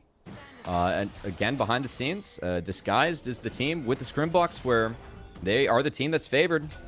But Luminosity Gaming, I mean, this has been, I'd say, the ideal way to start off playing for that LTA spawn is, go back. Just look at Tactical's fight from your guys. Like, when he enters the fight, there's so much that gets used early. And before he's here, it's an even fight. But then once Tactical's here, they use their second big ult. Antonio sees an assist. Zeyzal has a great re-engage after the main engage was already solid. And they just guarantee the Tactical gets a clean fight. And if your Kraken Slayer, Rage Blade, 20-minute Kai'Sa gets a clean fight like that, it's pretty tough to win when you're down 7k gold. So I really like that take from Luminosity Gaming. And man, again, playing as a team, these guys seem to be firing on one cylinder. I think that's really the best hope you can have going up against LG, that you just find them on an off day. We saw him drop best of ones. But as you highlighted, ever since it hit playoffs and when push came to shove and you play this team in a best of series, we have not seen Luminosity drop more than one game. Both split 1 and split 2. That was the whole story for them, as they now get control of the entire jungle. You can see those vision wards now placed deep over towards this top side. It'll be a minute before Baron does spawn. So that could be the next major objective to set up for, as Luminosity Gaming setting up their wave states right now, making sure every single wave is pushing into the base of SDM. And when it comes to SDM, I think going back to the drawing board, look, I thought Luminosity Gaming showed a very good understanding of swaps and the meta of swaps that we have right now. And a lot of that for back home is just recognizing, when do I need to send my bot laner top to get that 1v1 versus the top laner? And that's top and support. Teams are balancing that, and when to start your bot lane mid as a duo. Like, those are really the two plays that you're going to see teams look for and make early on. I feel like Luminosity Gaming showed a much better fundamental understanding of swaps and how to use them to get leads. Because when we got out of the swaps, I mean, that Ambessa being up a level on Renekton was a huge game changer, because they couldn't make any plays up there. Ichiwen already have to. He already has to burn his ultimate, and he's not even taking a fight. He's just trying to get away. This jungle doesn't belong to you, man. You can't graze these fields. It's Luminosity Gaming territory. Baron's up, and they head straight for it.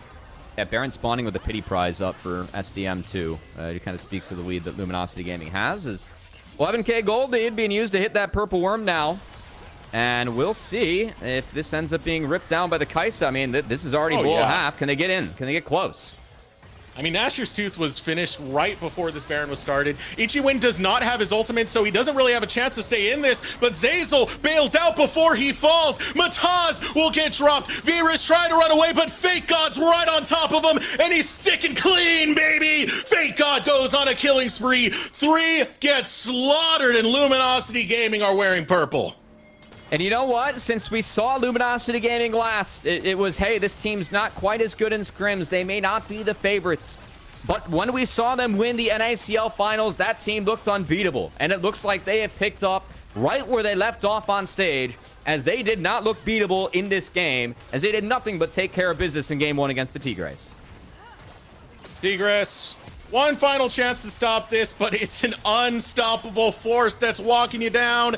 Every single inhibitor is collapsing along with those towers. They got wave after wave after wave to play with. Respawns will be found by SDM, and right now it's a matter of time before Luminosity close this. I mean, it's just a matter of, what do we want to do in Game 2 right now, guys? That's... if I'm SDM, I'm kind of curious what ends up happening. I think that they got put in a hole early on with that Renekton B1. That was a weird one. Just that early in Fearless, taking Renekton then, that kind of concerns me moving forward. I think that especially in swaps, Renekton gets nerfed because you're not a very strong champion, level 1 through 3. And, once you get 3, you want to kind of throw your weight around in the 1v1. It was an interesting B1. I think between that and LeBlanc to round things out, too. I mean, Insanity made sure that Sky really got to never play the game. And, I mean, there's really not much else to talk about besides that, Tesrex. That was a big one for me, too. Insanity had basically the entire lead for quite some time. Yeah. Now, here comes Luminosity Gaming. They're bringing in the Super Minion waves, Baroned up, so... Goodbye, SDM in this game number 1. They're trying to clear waves, but there's more and more pressure, and eventually it's gonna break you. Itchy Wind jumps forward. Between Worlds gonna be popped out, but the heads are getting popped of SDM as they'll run them down. A double kill for Insanity, the complete ace for Luminosity, and game number 1 starts with a bang. LG take it. Well, we said that this was the team of LTA rejects trying to earn their spot and get back, and man, they make it look just like that in Game 1. As they took care of business against the winners of the LRN, the Tigres, who found the upsets against Astral. Could not find it here against Luminosity Gaming in this first one, and LG, I mean, look, the score lines we saw when they played Conviction, it looked just like that game. I think they gave up a total of 9 kills in those 3 games and dropped 20 plus every single one of their own. Luminosity Gaming, they are a well-oiled machine when they start to get off to the right foot, the right start to the game. And I really appreciate how they used the buy to take early dragons outside the grub timers and made sure, I mean, Tomio did a great job making sure that the objectives went their way early on, using the power of the denting blows. And I think that kind of let Insanity cook. You got a lead, and the game was easy from there. And a lot of it came down to just the way the draft went. I mean, Aurora could not keep up with the LeBlanc. Insanity was getting such a massive gold lead very early on, and you had mentioned it time and time again, Cubby, the B1 Renekton did not pay off because SDM Tigres did not know how to handle that very early lane swap that came out from LG. Yeah, I think the lane swap just, again, created a pretty good advantage for LG. Having that Kai'Sa have a little bit more XP early, then they swapped it up to get the Ambessa more XP later on. Kind of got out of 2 windows where those matchups can be difficult. Ended up being very happy for the team fights for LG. Played and executed very well. Well, for that note, we are going to take a moment to throw it over to short break. Dominating game number 1 coming out from Luminosity Gaming. We'll see if SDM Tigres have anything to answer that.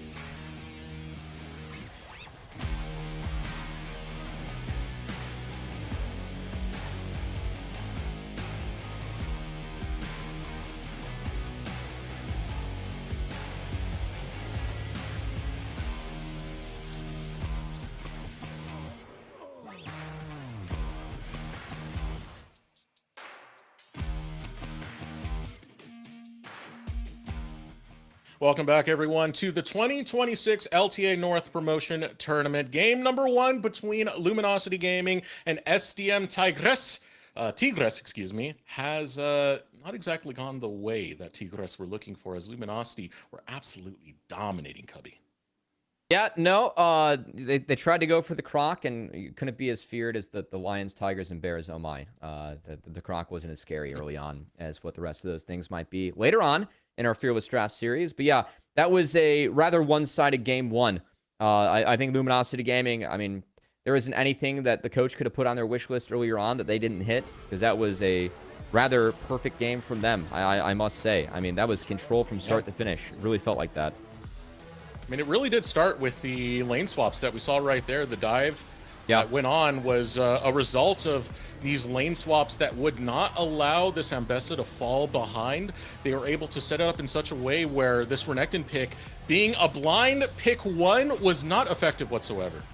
Yeah, I really respect how LG used their swaps. I thought they had a much better understanding of it this game than SDM, because like Kaisa versus Ezreal, the scariest part of that matchup is before first base, right? D-Boyd Ezreal is quite strong and has a big range advantage. So you get out of that. You get out of the Renekton versus Ambessa early on, which Ambessa wins the first 3 levels, and after that, it's mostly Renekton favored.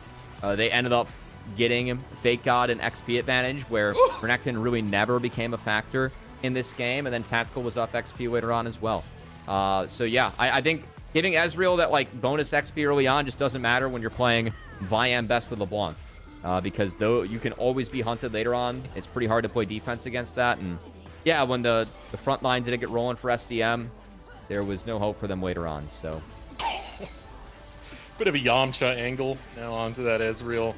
But yeah, the whole story of there was the right steps made by Luminosity Gaming and nothing to really respond to that. It wasn't just, you know, in the mid lane. Insanity had a fantastic job of really shutting out Sky, the lane swaps on top of it, but you got to give a lot of credit over to Tactical as well, who played these fights beautifully. The previous fight that you saw earlier, really timing out his killer instincts, getting such a strong lead, as you had mentioned, Kraken Slayer picked up rather early, meant that he was delivering damage, Cody. Wow, that's what happens when Viego doesn't get roll into the jungle. As No kidding, wow, man. that is that's a tough game there for Mataz. As someone, you know?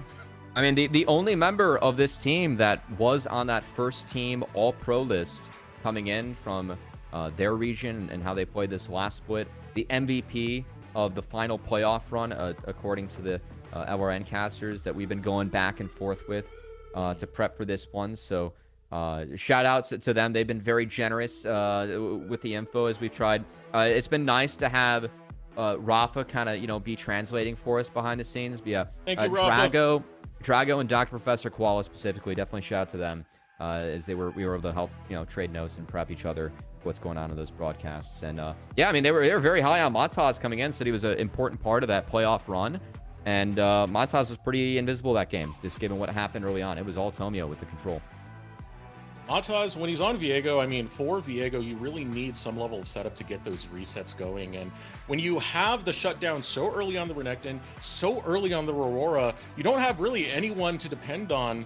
Mataz, outside of the Viego, usually we see him as a big fighter player, but when it came to the draft, a lot of those big fighters were banned away, and of course the Vi getting taken on the side of Luminosity Gaming left Mataz with not that many options. But let's take a look at what's going on in the mid lane, Cubby.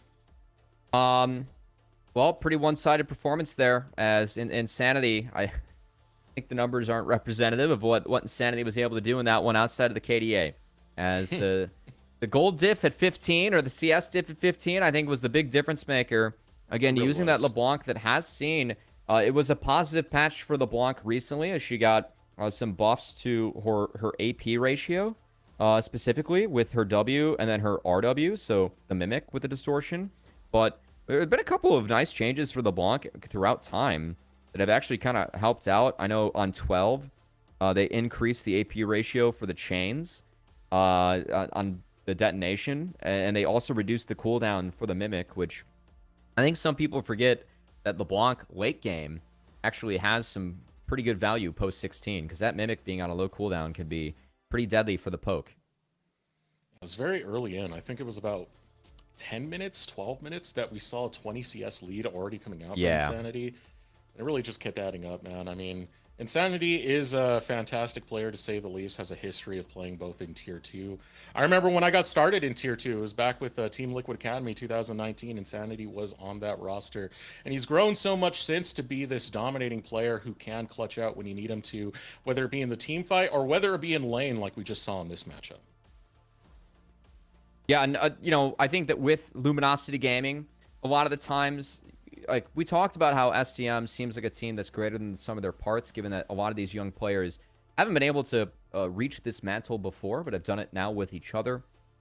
It feels like Luminosity Gaming, again, this core, they've won 4 NACL splits in a row. Yeah. And while they haven't experienced the same success at Tier 1, the consistency that they've had to perform at the level they've done here, it has to be respected. I think it is very telling at kind of where these guys fall and how smart they are as players, that whenever they do play in Tier 2, they just win.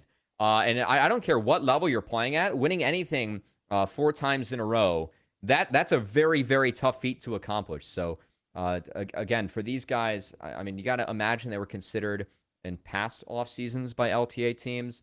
I know they were even going into this season, but they wanted to do this as a team of 5 together. They wanted to get that LTA, now LCS spot, for themselves moving forward. So that was a good first step in Game 1 in terms of accomplishing that goal at the end of the road, and we'll see if it can continue, because frankly, I mean, if Game 1 looks the way it did for the rest of the series, I think I was pretty telling of a 3-0 coming in. There were some fundamental things that concerned me about SDM, but hey, with how Game 1 started yesterday for Conviction, going 0-4 and winning, we thought that might have been a Conviction-sided series, and we had Astral come up and fight back and win that one. So we'll see if we have any surprises today.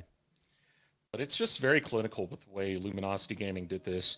You know, with Conviction, I think there's some expectation of the chaos that they bring forward, especially considering Viper getting slotted in the mid lane.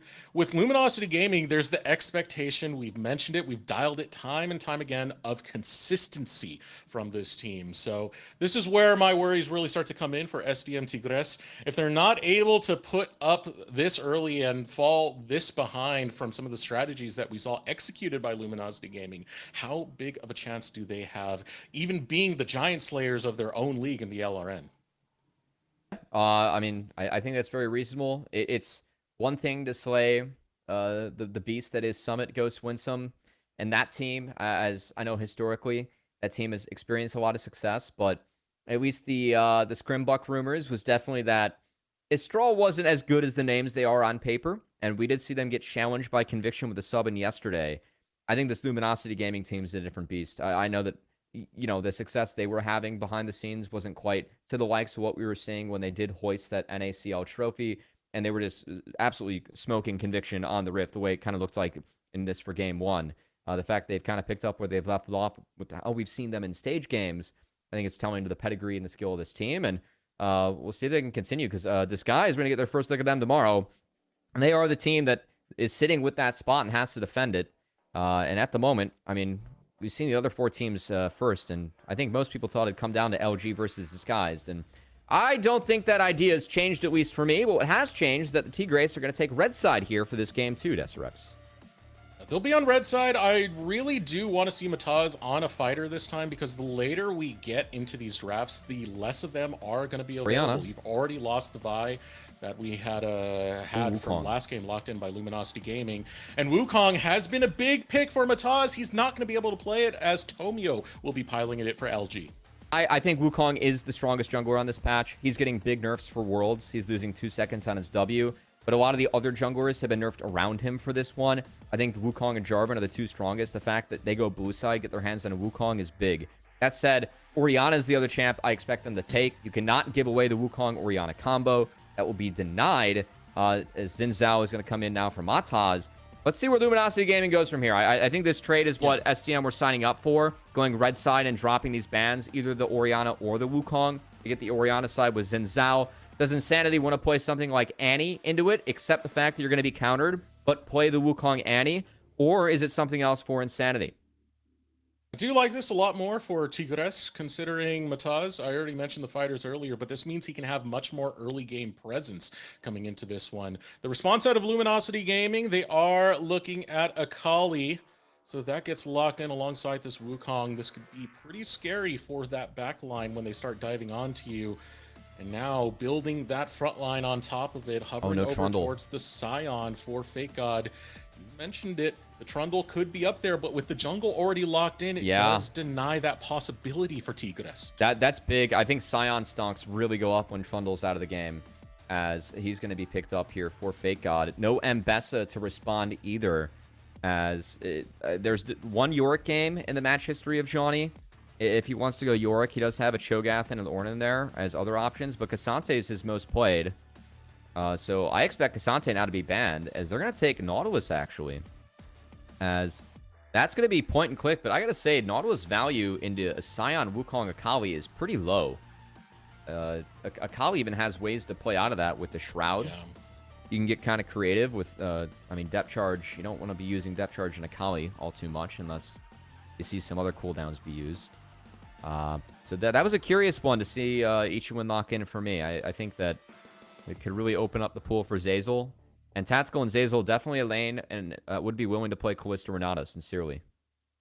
I know the only thing I can imagine right now for the Nautilus pick is more of a takeaway than anything else, but I do feel like this is fundamentally not the right way to go for SDM Tigres. They are starting to ban away some of those supports, a lot of those frontliners that we tend to see. Again, Nautilus already picked up on SDM's part, but banning away the Braum on top of that, going to take away some of that front line for Luminosity, which we know Zeyzal's very capable of. When he plays those champions, he can find pretty nasty engages. And speaking of nasty engages, they're going to take away the second best. The Rel, do that with the Rel. Rel makes sense. I think that Leona's the last big engage support up. You probably don't want a Bard this game. Bard's playable, but not yet. You can save him for better matchups. So, I think the two support bans are worth it. But from here, I mean, what does Luminosity Gaming want to take away? Is it maybe a Xayah ban? To deal with the Akali? No, it is going to be that Cassante taken away. So, Johnny, again, other champs that he's showing in his match history that he could play.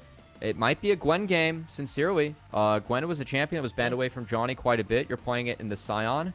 I think Luminosity Gaming are signing up for that to be okay. I think it's kind of hard to play Gwen into Wukong Akali. It's already showing. But now over towards the Varus for Virtus. Kind of fun to say right there, but lock-in now does come in, and I mean, okay, Chain of Corruption can do some work in trying to stop some of this forward pressure that's going to come through from Luminosity, but you're still a very immobile champion, and that's going to be one of the big concerns right there when Wukong and Akali are coming at you.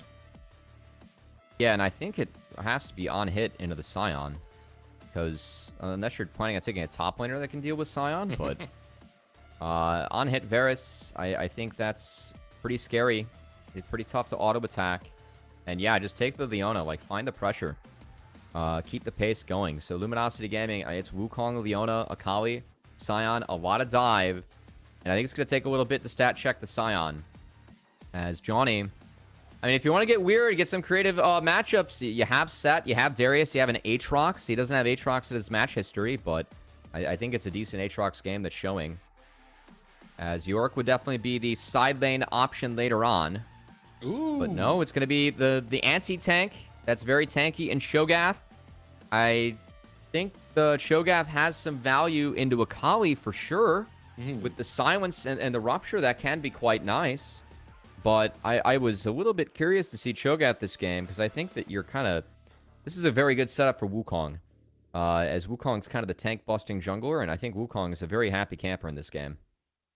Yeah, you're definitely heavily weighing the silence to be as valuable as possible if you can land it. If it misses, it will not pay that much for SDM Tigres' situation. Johnny, now very capable on the Cho'Gath. This is something he pulled out in Game 3 of the Grand Finals. So definitely does like playing this champion. As a complete unit, I kind of don't see the cohesion of SDM Tigres' composition versus what we have over on the side of Luminosity Gaming, which has a much more clear win conditions, to say the least. Yeah, I think the early to mid game for LG is going to be very quick and fast pace. That Cork-Leona should be a winning lane. If you play to the Akali at all, I mean, getting Orianna flash out could be big. But it should be bot prio, and then should be top prio for Luminosity Gaming. I'm kind of curious to see what they end up doing with that. Because I think if you really collapse into that Orianna lane and give Akali resources, yeah, we could easily see Insanity do what he did in the last one. So, yeah, Cho'Gath is kind of playing defense against the Akali in side lane later on, but I think the Cho'Gath's going to have some struggles and kind of get outranged and out-interacted with by a few aspects later. So, should be a pretty happy game here for the likes of Wukong, the likes of Corki, if you're on the side of Luminosity Gaming. Big shout out to our production for some of these cool skybox transitions. But now we are ready for game number 2. Luminosity Gaming versus SDM Tigres. Tigres now on the back foot after Luminosity taking very dominating game number 1 that was played on all cylinders. Off the lane swap, off the mid lane domination. Now Luminosity want to continue that momentum. Oh, we have an Aftershock on the Nautilus, not the spell book. Nautilus can suffer from being a little bit squishy, that Aftershock, so that's definitely something to look at or source. Again, for Luminosity Gaming, this game, I think they have a lot of ways to play quickly. Sion should have push. Cork-Leona should have push early on. Use that to collapse into the Orianna, play for the Wukong. I will say that for SDM, one of the things we did see in Game 1, Deserux, was that they took some early game tools, options, and weren't able to convert on those timers. Definitely gave themselves a lot more scaling in this one, which, look, if you're not going to play aggressive and hit those timers, sometimes taking some scaling is a decent call. So a little bit of a different look for them after that Game 1. So how are you feeling about the Varus now that we have confirmation that this is going to be on hit? It's not going to be the poke. Ooh, it's the swap, we do have too. the lethal tempo taken by Vitus. Yeah. And I remember your concerns earlier was, can you get into range to actually get these autos? It's going to be a little bit difficult. It had to be the on-hit Varus, just given that Sion's in the game. I think poke Varus is very useless, and you just don't have enough damage as a comp. Yeah, I still don't have a ton of faith, because this swap, it's decent for Varus, but I don't like it for Cho'Gath. Cho'Gath into Sion is not a terrible matchup. Like, it's good for Cho'Gath. You need a couple levels. But if you don't give Cho'Gath access to creeps, then his power goes down a lot. And while you can farm with Rupture in this lane, I don't know if it's worth having this good of a setup for Varus, because I feel like both matchups, you're doing this for the Varus, because Varus can get pushed around a little bit early on by the Cork-Leona, but you also are having the Cho'Gath suffer a lot, which, I mean, okay in big picture, but I don't know if it's the right call for this game, because I think that you're signing up for more suffering than what standing lanes would look like.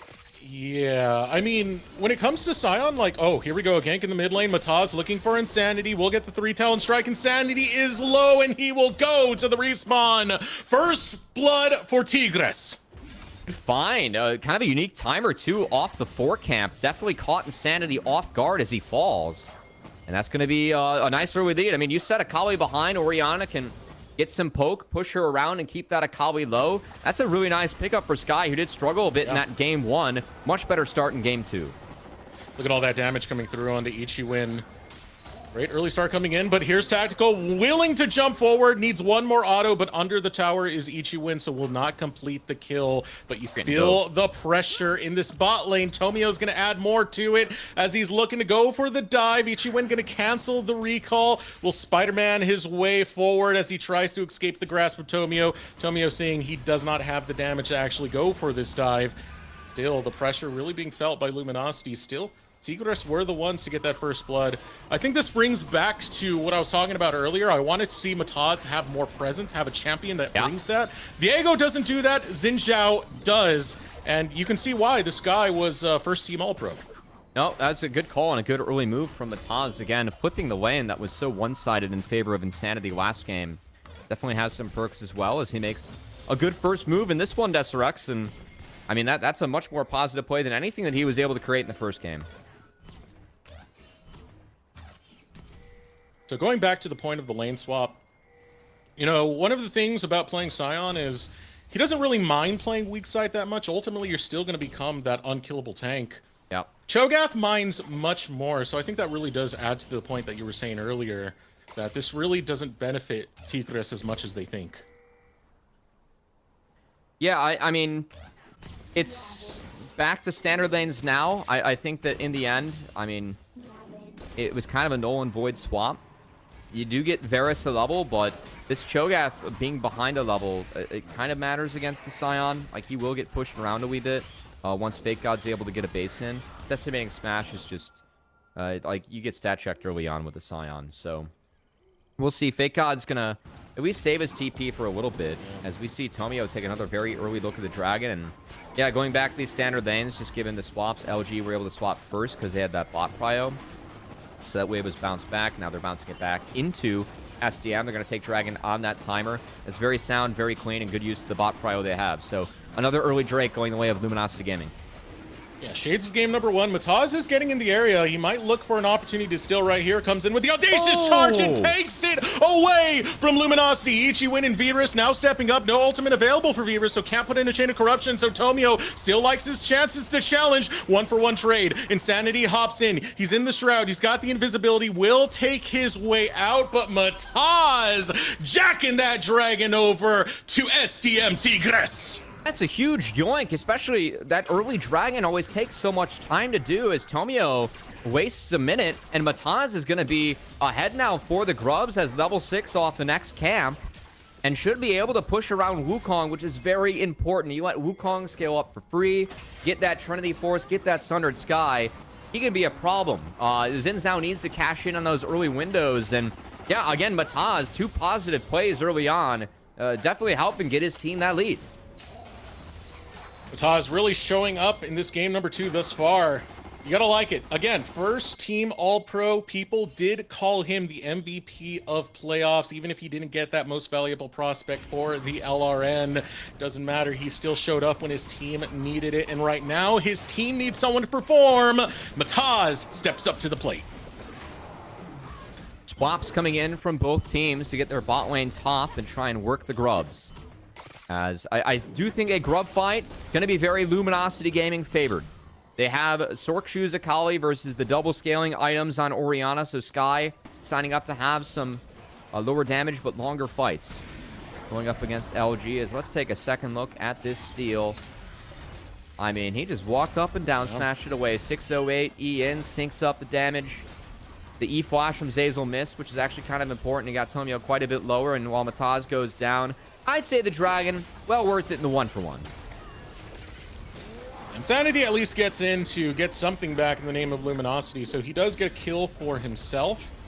I do think there's some benefit to be found there overall in the grand scheme of things, especially because Sky will be going for that double scaling. You can see the tier, you can see the catalyst. It does give Insanity a bit more time to scale into position right before Sky does. Tomio lying in wait here. They have good info on Mataz. He doesn't realize this, that he's getting pinched. Ooh, Cyclone goes out, but it doesn't catch Mataz. He does have the second channel just waiting. Sky has to flash away, gets away from the Decimating Smash. Mataz hops right back in with the Audacious Charge. You can see right now, contention is on the mind for those Grubs, and it's SDM who got first touch. And they have 5, and no ult on Wukong is significant. I think that's the biggest one. So Mataz and Sky, they don't have flashes, but they have their ult still. They're going to get the plant, they're going to get 2 Grubs, and we have a fight breaking out. Yeah, let's see what they go for right now. Still no level 6 for Zeyzal, looking to pull him right in, and the shockwave rattles Tomio. Now SDM Tigres looking for more. Zeyzal looking for a way out, but he does not have flash. He will be consumed by Johnny, and that is 2 more kills plus the Grubs to SDM Tigres. I think the pinch on Mataz, the fact that he flashed out of it was so big, because again, you burned the Wukong ultimate. And without the ability to Cyclone, I'm not sure why Luminosity Gaming ended up fighting that one. They couldn't get in. SDM were grouped. They opt to try and still fight, not trade anything else, and SDM just get a straight up win. And a 2K gold lead where they have, you know, some scaling aspects. This Orianna is so damn fed after Sky was pretty much out of the game for all of game 1. This is a very good situation for the Tigres. Yeah, this is game number 1 flipped on its head. It was about an 800 to 900 gold lead for Insanity. Now Sky is taking it right back. This player hyped up once more by those LRN casters that we had talked to, who said that this guy is so adaptable. He can clutch in for his team. He knows how to play against a lot of high skill opponents. It's definitely showing right now with the 3-0-1 score lead. Yeah, I mean, him being accelerated, I mean, he has a Roa already. That's going to be a pre-20-minute evolve for Orianna. That is fantastic if you are the Tigres, looking at where your mid laner is at. So, yeah, I mean, Mataz has had a couple of very big plays early. SDM are playing with tempo, playing from ahead. Now we have to see if they can just execute it throughout. I still think the flashes being down for both Xin Zhao and Orianna. That should be where LG looks to fight. You can get Insanity going still. The Sakali, while behind, it still has that damage in the mid game, given you are Akali that can take people out. You can play in sides, then try and get a lead from there. I think that's got to be the way forward here for LG, to play to and around this Akali and see if you can use that to, you know, get this mid-game lead back, because that's where the strength of your composition is for LG. You're not going to outscale this Orianna on-hit Varus. So I really feel like the fact that so many plays have been flipped on its head early, very concerning for LG right now in this game. I feel like they're further behind than what the pace of the game shows, given that they drafted something where I think they need to be ahead when you get to the 15-minute mark. They're trying a little bit too hard with some of these early game plays, and it bit them in the backside. Now Dragon is up, and SDM Tigres are the first team there. You can see the warding was all over the place. Jazel's going to fight some of that right back over towards Luminosity Gaming, but there's no challenge to be had right now against SDM Tigres. They will be able to grab the second Drake of the game.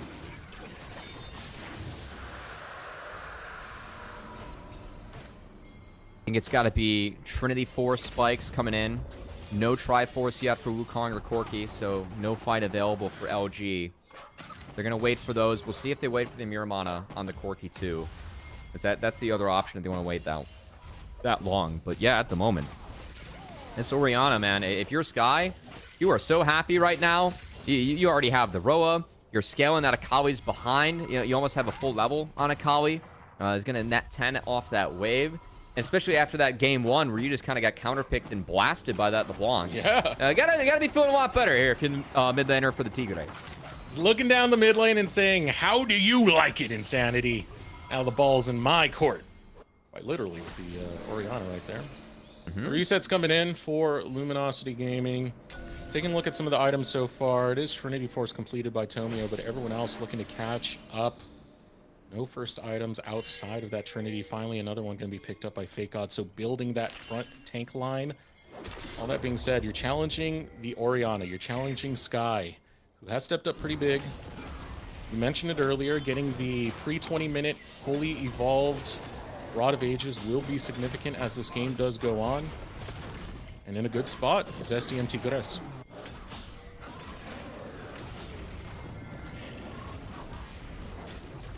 Yeah, again, LG, just waiting for these first items to come in. I still think first item fight, it's probably a must for LG. Trinity Force on Corki, Rocket Belt on Akali. I think that you got to try and see what you can get off that.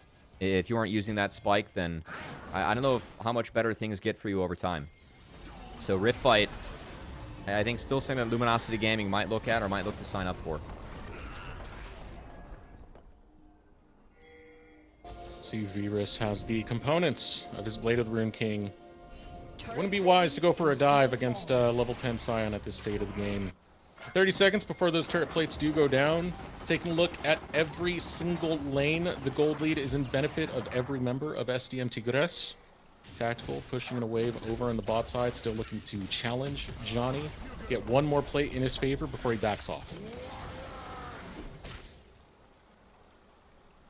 For me, it's kind of coming down to the Rift Fight here, Desirux. I think that we're going to have a Trinity Force on Tactical. Yep, there it is, off the base.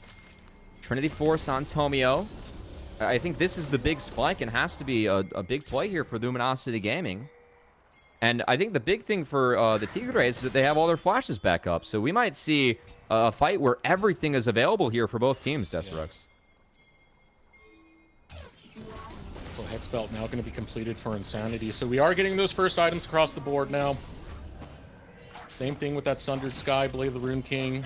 Even the Locket for Ichiwin, which will play a big favor in negating a lot of this AoE damage, such as the Cyclone will end up bringing. Worth noting that Redemption was nerfed in this patch, so it's 50 less base HP for the heal per member. So Locket's coming in, especially for something like Nautilus, where you actually need the resistances from Locket. I think that it's more of an option, whereas Redemption was just like the OP item. Definitely something to look out for. As, of course, we're one patch away from World's Patch, and this is the closest gameplay we're seeing. Close to that for fans at home. But before we can think about Worlds, we got to think about this LTA North/LCS promotion spot. As Rift Herald spawning, we think this is a big one for Luminosity Gaming. Their hopes in this one. As Zazel gonna at least surmise that this has been started. As LG looking for an angle. Johnny has to base and TP in. He canceled the base. He's TPing. As, oh, here we go.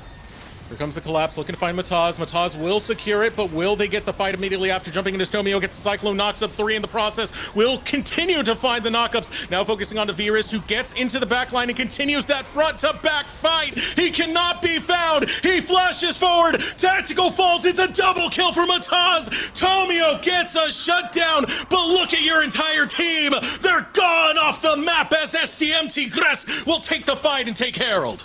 Luminosity Gaming were trying to kill Sky before he could use the shockwave, but he got it off. Virus was untouched throughout the fight because of the focus onto the Orianna, and the Chains of Corruption ended up really snowballing throughout this entire fight as the ult and the damage from Virus so valuable as Luminosity Gaming. Honestly, I thought they put up a decent fight. The idea to kill Orianna, given where Sky was positioned, was a good one. They just couldn't 100-0 him because of the advantages that Orianna got earlier. Keep your eyes onto Sky. It's Zazel that jumps onto him with Insanity. They're trying to 100-0 him. That's a great second Cyclone, but the Shockwave barely gets off, and it gets some pretty good value. As now the Chains of Corruption, look at this. Goes from Tomio to his clone to Fake God, then to Tactical, as it spread throughout the entire fight and enabled Virus to have a very strong fight himself. So behind is Luminosity Gaming, almost 2K now. Now looking to hop into the phrase. Insanity over the wall, looks towards Mataz. Shutdown found. Tomio grabs it. Going forward is Luminosity. They see Ichi win, and they will take themselves some of that. Luminosity Gaming are not out just yet. Now 500 gold separates these teams as Luminosity go after Drake. A lot of ults were burned there, as they have the numbers advantage, but they're still trying to hold the line. They have to be wary as Johnny still has that ultimate available as Chains of Corruption used on Fake God. If they get Tomio out of the pit, they can actually steal it with the Chomp, but he's got a Blast Cone. See Tomio waiting to hop in. The Devourer would be enough to try and steal this away and contest it against Tomio. Shockwave goes out, grabs one. Now looking for it. It's going to be secured by Tomio. Johnny does not fall critically low. Virus will take one right back. Virus will take 2. And now he's looking to hunt down the members of Luminosity. Finally collapses after he does the job. Luminosity have 3 fall. Now Insanity looking to rejoin the fight. Wants a piece of Sky. Needs to hop forward, but the Rupture will deny. Luminosity, they get the Drake, but at what cost? That was a huge 3v5 from SDM, and honestly, some good awareness to still be able to take that fight. As yeah, the Dragon goes the way of LG, but Virus couldn't be reached after all the ultimates were used. Again, we have a couple fights in a row where they're trying to find the Virus later on in the fight and take out the big member of the Orianna first. And yeah, I mean, that is paid off, I guess, initially for the first couple fights, but they got to be cleaner in how they find this Varus later on. Yeah, Virus has been unchecked in a lot of these fights, and even when they do capitalize and jump right onto him, he's already done the work necessary to clutch out. This is the bot lane that was praised to us over by the LRN caster, saying this could be the best tier 2 bot lane that they have in the league. And you can see when Virus is put in a position to succeed, my God, I see the story. I mean, I can see why he has the FX on his name, too. I'm getting like a 4K full effect here of what he's able to do on this on-hit Varus, man. Virus has been popping off. Again, I think that a lot of the focus, the space, like that LG, it's been put onto the Orianna, but for me, I mean, I wasn't a huge fan of the Cho'Gath pick, honestly, but Cho'Gath makes so much sense for creating space for your on-hit AD. I think the way that how Johnny has played to really help set up Virus, it's made more sense, at least for the pick. I think they're doing a decent job of executing it in these fights. As Cho'Gath has pretty much just been, you know, positioned around this Varus and making sure that Varus is the happiest camper that he can be in these fights. And Virus has been doing a nice job with that. So props to SDM. This has been a really big cleanup from game 1 where I think we maybe saw some nerves. They took an earlier game comp. They missed some of their timers. They made a couple bad decisions later on. This game started with Mataz making very good decisions, and SDM has been able to snowball it from there off the back. A good play from Virus. As again, Sky has been found early on in these fights, so Oriana has been less of a factor. It's been Virus that has had to step up and has been doing so far. But less of a factor only because he's getting so hard focused by Luminosity Gaming. Still incredibly deadly in the grand scheme of things. You have to watch out for that shockwave. You have the fully stacked Rod of Ages. Seraph's Embrace is there. So if Sky's not jumped on, it could be bad. Now looking for a fight is Luminosity Gaming. Ichiwin in the middle of it all. Jumping forward is going to be Zazel. Shockwave goes out. It grabs 3. And Fake God goes down to the Devour of Johnny. Now Vera's going to take down that zombie mode as SDM currently have the kill lead. They'll find the top laner of LG, and Luminosity realizing they gotta bail. I just think this Akali, it's too far behind. Like, there's no way that you can kill this Oriana now. We said the Roa was going to be done before the 20-minute mark. The Seraphs is done as well, and Sky is just so massive in this game. As Oriana, that Shockwave didn't do a ton of damage, but also didn't take any damage herself. As Tactical doing some good damage on the edge there. That was, SDM kind of left themselves vulnerable to that. They took a lot of damage on this Otacon. I think they kind of messed up in hitting this. They should have fixed their waves and that LG fished for it first. This is a little bit dangerous now. Yeah, Mataz is going to have to look for a steal unless the reset comes in. You can see the patience bar now running thin. Good by SDM. Get reset. SDM able to pull Luminosity away. Yeah, SDM had to reset that one. I think both teams. LG kind of wants to keep him here. So we'll see how fishy they want to get over this one. Is Fake God. He's going to tank up what he can on the Scion, but LG doesn't want to let SDM reset for free. I think that they want to keep the health bars out here and try and fish for another fight. Again, they're already behind in this game. They would love to use the Otacon resistances or that just giant target to see if they can get something. Sky gonna sniff out for doing it. Yeah. Could definitely be the difference maker right here. Recall called out, so this is a window of opportunity for Luminosity Gaming. As 3 members are now looking to run back to the Otacon. Only Sky and Ichiwin are in the area. Luminosity stick to the Otacon, and it's going to be far too late for SDM Tigres. Luminosity Gaming looking for comeback mechanics, and they'll find one in the Otacon. That was very well played by LG. I really like how, again, the Otacon start from SDM, it got them low.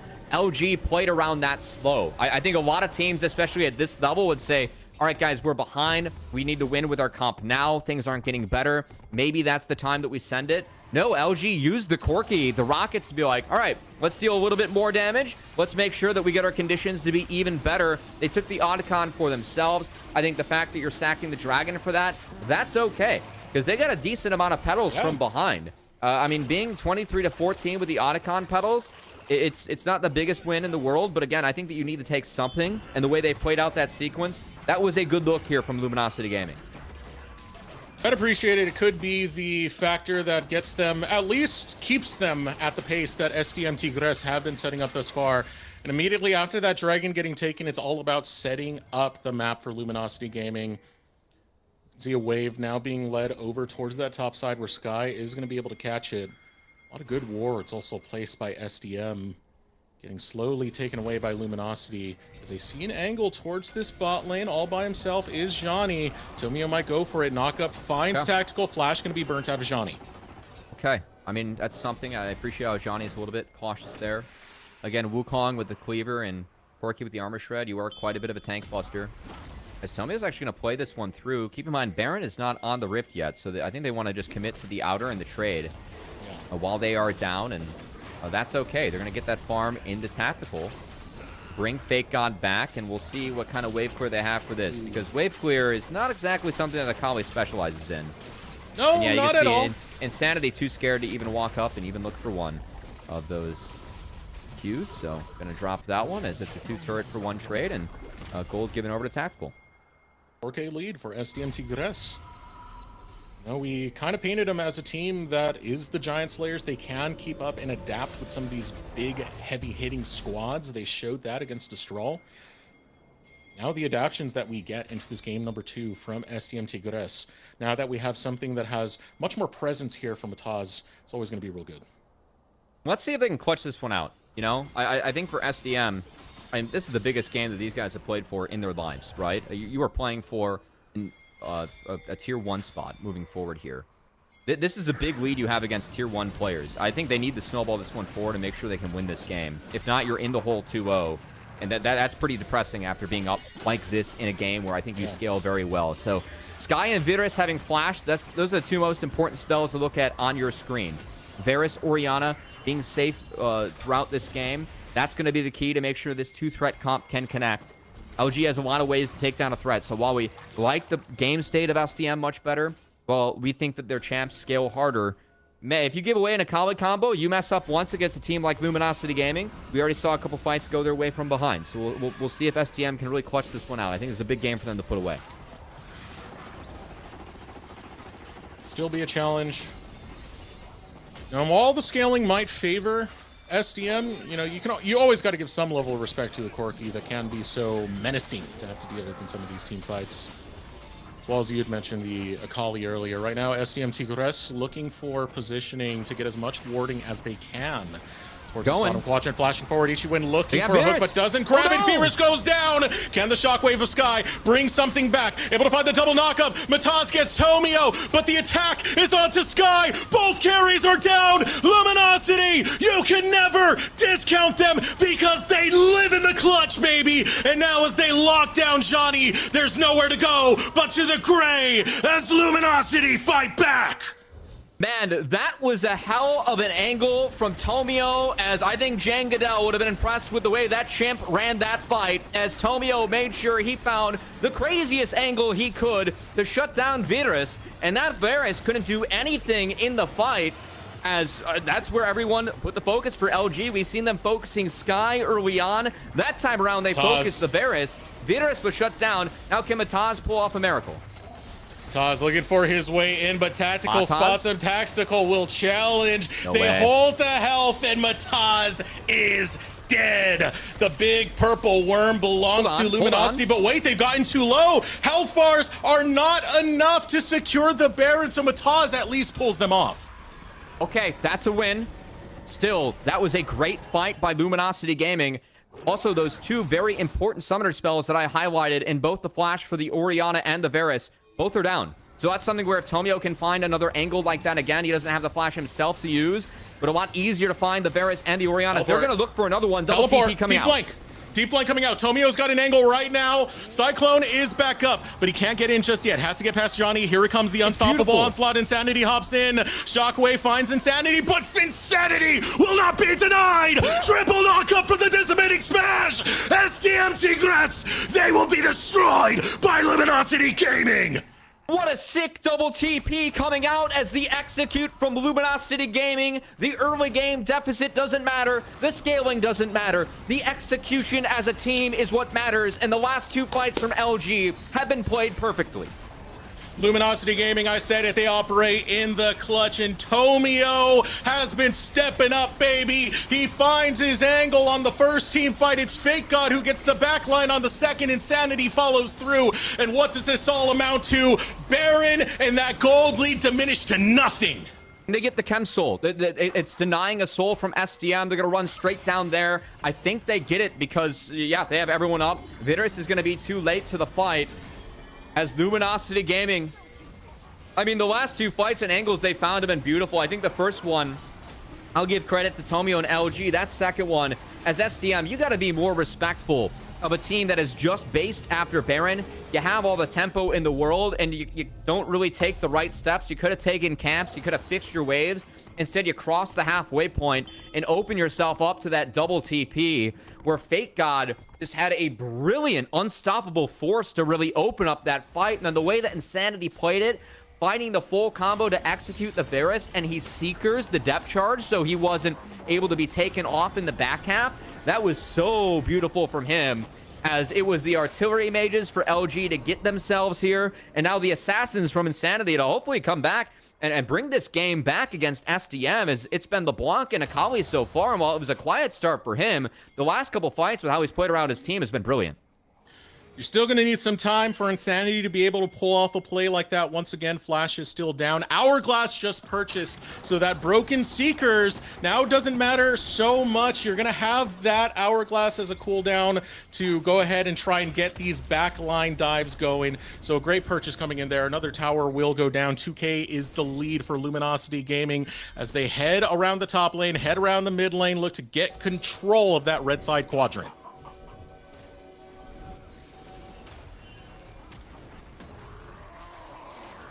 When you take a Baron like this, when you're pretty far behind in a game, it means there's a lot of standing gold up and available for you. So we already see LG, and they took down the top outer. Mid outer, you got to imagine that falls to a Baron as well. The wave clear much better for SDM than it is for Luminosity Gaming, as the Varus and the Orianna can do a lot more heavy lifting than the likes of an Akali. But man, this is this game really got interesting really fast here at SRX. I was talking about the importance again of putting this one away for SDM. Like, this is a young team, and guys, I don't care where you've played elsewhere. You're playing for a tier 1 spot. I mean, this is what everyone's dream is. It's to win Worlds and to qualify for tier 1, you know? I think those are the two dreams. These are big matches that these guys are playing. And I think just taking a deep breath, they really played that last sequence too quickly, opening themselves up to stuff like the double TP and like that angle they found. Again, I think Baron, it slows the game down. We haven't seen LG take too much. The defense has been decent from SDM, and they still scale very well in this game. But the executes, LG is convincing us they can do this one. The executes have been beautiful onto the two-threat comp of SDM. They have found Orianna or Varus every fight, as Fake God's going to look for another.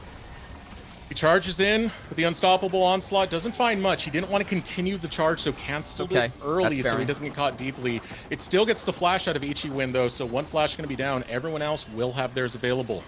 Yeah, Baron led the two outer turrets, and I'd say a 2k gold power play and change for LG. That's okay for SDM. Not anything super significant was lost. They bought some time to scale. Seekers coming in for Sky, very significant.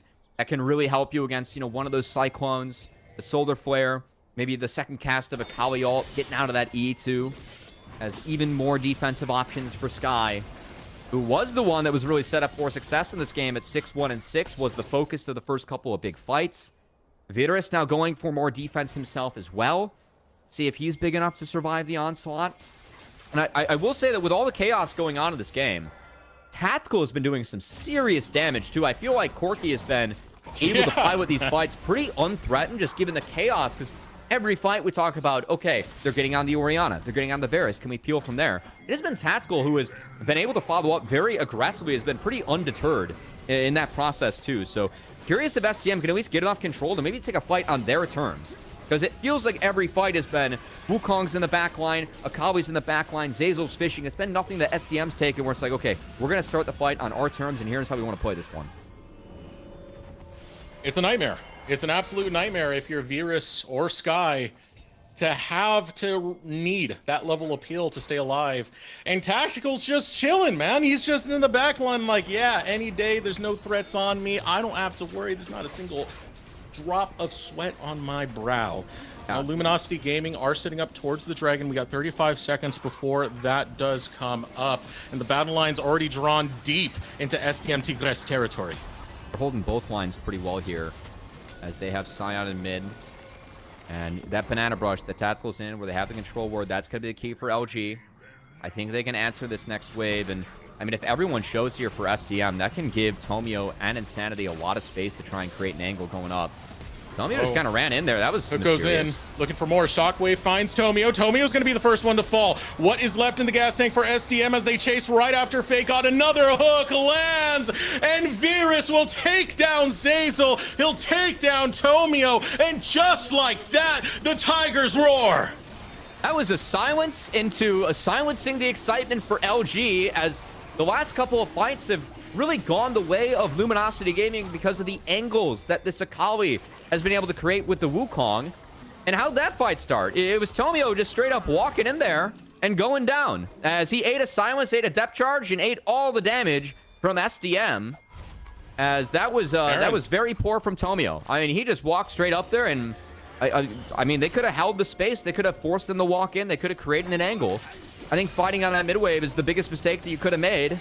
And he gave away a freebie, and that is the game kind of going back in the SDM's favor. As Chemsoul secured, Baron secured, and that's a permanent buff now. You got to fight for the rest of the game if you're LG. And I think Chemsoul has a lot of value this game. Just given how tanky SDM can be, how tough it is to take them down with LG. Yeah, you can see the response out of Luminosity. They had no intention of contesting for that Baron when you're already down your jungler, and you're going against both a Smite and the Devour, so they push for the towers instead. They grab a mid lane tower, they grab a bot lane tower, both being inners to keep the gold going.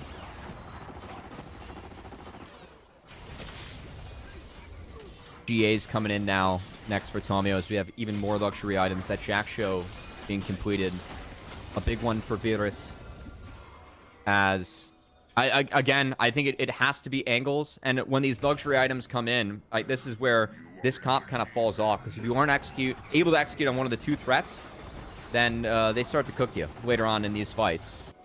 And yeah, I think that LG gave SDM the exact fight they wanted there. That was an easy one. See Mataz looking for Tomio in the jungle. Tomio barely slides on by, will not be caught by the wind becomes lightning. Now the retreat called for Luminosity Gaming. SDM Tigres taking control of this bottom quadrant of the jungle. You can see the deep vision now being established. A lot of pings coming out as the focus appears to be towards the mid lane. They do see Virus by himself. Zazel looking for the solar flare, able to slow up Virus, who flashes on out. The chase still continues. They'll find Virus. He goes down. Now Tomio critically low. He looks to clone on out. Mataz jumps back in. Tomio's going to give his life for the cause as Insanity looks for a way, but devoured is Tomio. Tactical still looking for that backline. Has to peel backwards from Mataz, but now he's got the rupture he needs to flash from, and Mataz will still find him. Sky gets the kill, and even off the engage from Luminosity Gaming, Tigres will still come out ahead. Mataz is so big this game, and that Chemsoul, I think, is the backbreaker, because the soul buff you get when you get low, having, you know, the bonus like raw damage reduction, I don't think there's enough gas in the tank or even close enough for LG to be able to overcome that. I think giving away that dragon was the big game changer in that sequence, as Luminosity Gaming going to regret walking mid there. Ooh. Another attempt now coming through, looking for the shockwave. Insanity goes into the shroud. Sky pops the hourglass. He's low, but he's not falling just yet. Finally, the shutdown going to be found. Insanity backs off. Zazel for Sky. Fake Gods by his lonesome. Mataz still chasing on to him. 3-talent strike gets the knock up. So much crowd control you need to get out of. Fake God looks to back away and will find his escape on out. It's a trade. Zazel for Sky, and structures going down in the base of Luminosity. No inhibitors broken yet, but you can still see the difficulties of these fights. I just... The two threat, it feels like Akali can take down one. You can't take down two, and whoever you leave up second is kind of cooking you. And with that Chemsoul, again, I just don't think that there's enough damage left. As Luminosity Gaming, not to rinse and repeat a point, but I just really think that giving away that Chemsoul walking mid, and they signed up for a very poor fight, and they did a lot of good work in this game to try and get back into this one. Feels like it kind of went to the wayside with that play. As now SDM, we're still seeing a few moments where they aren't quite connected. I do think that Vidurus falling there in that fight was definitely the core a little bit too far up, as they were trying to reconnect, and another good angle, good punish by Luminosity Gaming. So they're still able to find a couple things, but it's hard. And I really feel like the only way they can come out with this one, it's got to be Elder. To use the Elder to kind of get through that damage reduction that Chemsoul gets you. So likely to come down to an Elder flip here at SRX's game 2. It's been exciting at home. Oh yeah, very exciting to say the least. Again, the Giant Slayers of the LRN looking to slay another giant in Luminosity Gaming. Now, one of the concerns coming through, Mataz does finish that Guardian Angel. Same thing with Tomio, who gets his at the same time. I'm going to look at Sky and Virus. Flashes are not available currently. Virus will be getting his soon, but this means if Luminosity are able to dictate a fight, it could be scary for SDM Tigres if it's at the wrong time. 55 seconds until Elder spawns. Everyone trying to find their seats for the opera, and we're going to have to see who earns the fat lady singing on their team.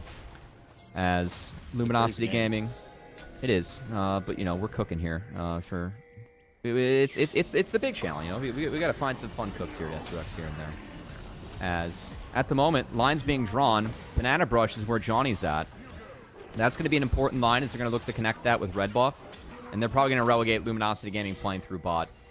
As Tomio is still spotted. SDM doing a much better job of controlling this one.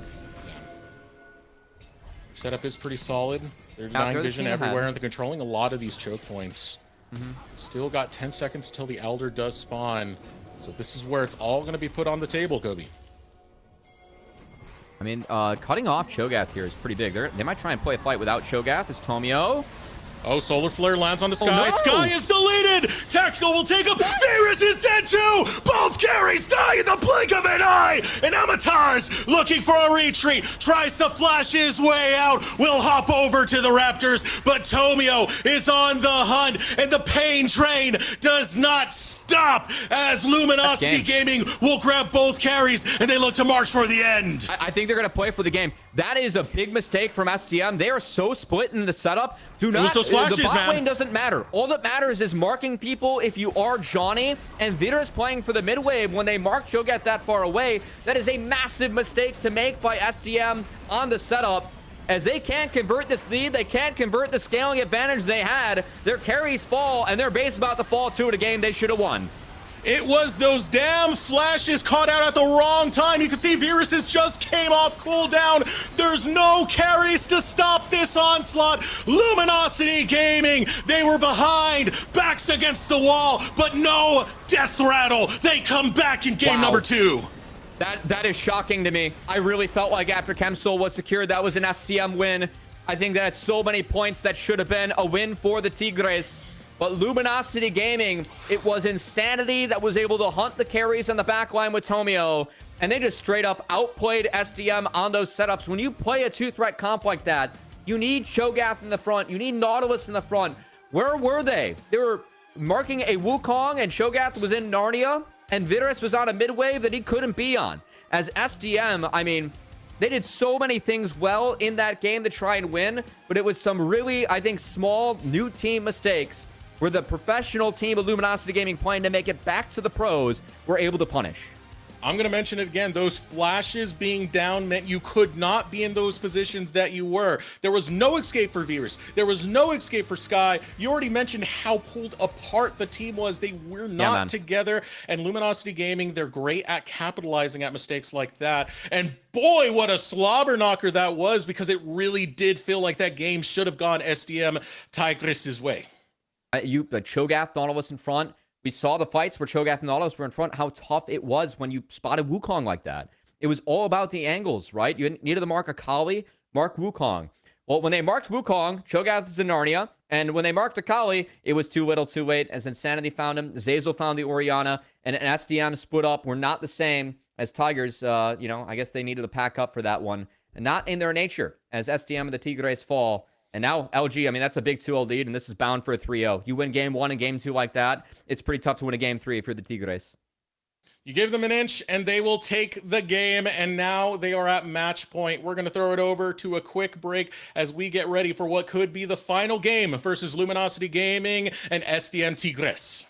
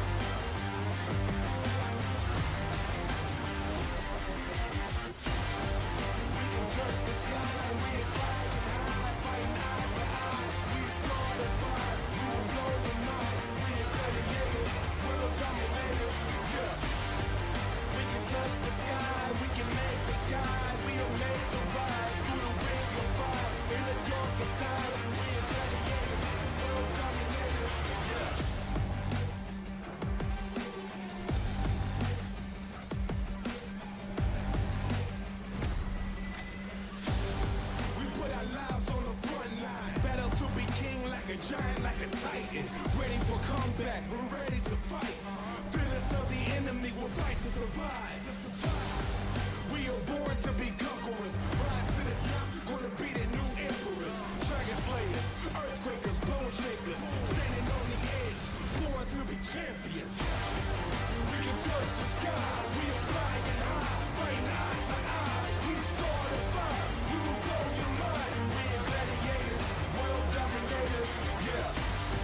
We can touch the sky, we can make the sky. We'll make the rise through the ring of fire in the darkest times. We are gladiators, world dominators, yeah.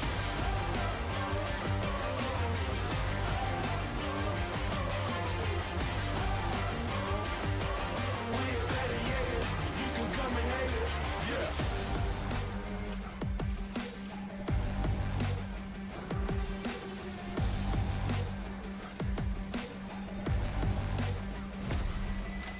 Hands to the sky as we enter the arena, wild animals. Realize we're hyenas, blood pumping, waiting for the enemy, the battle's coming. We're creating our destiny, open up the floodgates, bearing our souls. Nothing can stop us now, we're going for gold. This time is for heroes, a new era unfolds. Cutting through the darkness like a thunderbolt. Boom. We can touch the sky, we are flying high, right eye to eye. We start a fire, we will blow your mind. We are gladiators, world dominators, yeah. We can touch the sky, we can make the sky. We are made to rise through the ring of fire in the darkest times. We are gladiators, world dominators, yeah. We are soldiers, we are heroes, we are fighters. We can save you through the fire, through the blaze. We are gladiators. Welcome back, everyone, to the 2026 LTA North Promotion Tournament. And what a game two, Cubby. Oh my goodness, man. This felt like it should have belonged to SDM Tigres. Everything was going their way. They got the scaling the way they wanted to. But if you make a misstep, LG will punish. Yeah, I thought that was a game where we're going to a game 3. It's 1-1, and things get a little bit interesting, you know? They played a scaling comp and played it well, but Luminosity Gaming, at so many different aspects in that game, despite the deficit in a comp where I really feel like they needed to be ahead early, the execution was just straight up better. They found the carries. In a 2-threat comp, if you're going to start your fights eliminating both carries, which how many times did that happen going up against SDM this game? I mean, way too many. And I think the ability to play defense here, like, part of it, you got to talk about the positioning of Virus and Sky, but also, like, where were the Crescent guards to get people off? Or where were the depth charges on members that were not the Akali? I think going back through this one, it's almost a game that I want to see again, because so much stuff can happen in a dive scenario where both teams are trying to dive that, you know, you miss 1 or 2 interactions that go wayward and maybe dictated the fight to go one way or another. But I thought after this fight, it was such a big advantage for SDM just having that Orianna at 6-1 and then that Varus that was ahead too. And to lose a game off of that is pretty demoralizing. When you lose game 1, you get smoked, and then game 2, you like slowly just throw your scaling lead away. That's a pretty tough one for a young team to come back from. You really have to appreciate the never say die attitude that we got from Luminosity Gaming, because even when they were falling behind and it seemed like win conditions were no longer in their favor, they would make a play like they did around Otacon, where they're able to get the bases out of SDM Tigres and still secure it back into their favor. Even with the Dragon Soul going over to SDM, it felt like that should have been it right there, the last nail in the coffin, and they find their opportunity. They're always looking for a way back into the game, and that is why this team is so damn good. They just never give up, and they're very intelligent, even when playing from behind. Again, I think this team's floor is so high, and it comes from, you know, I think what separates a lot of pro teams from tier 2 teams or 2-tier players, it's how many blinds can you consistently play well? Like, how often can we rotate for grubs or track and flash or a TP being down? I mean, sometimes those are the things you can use every game of League of Legends that can help you win a game. And those are the things that I find the best teams in the world do better than most. LG being the best team we have in Tier 2, they always do the little things better than most.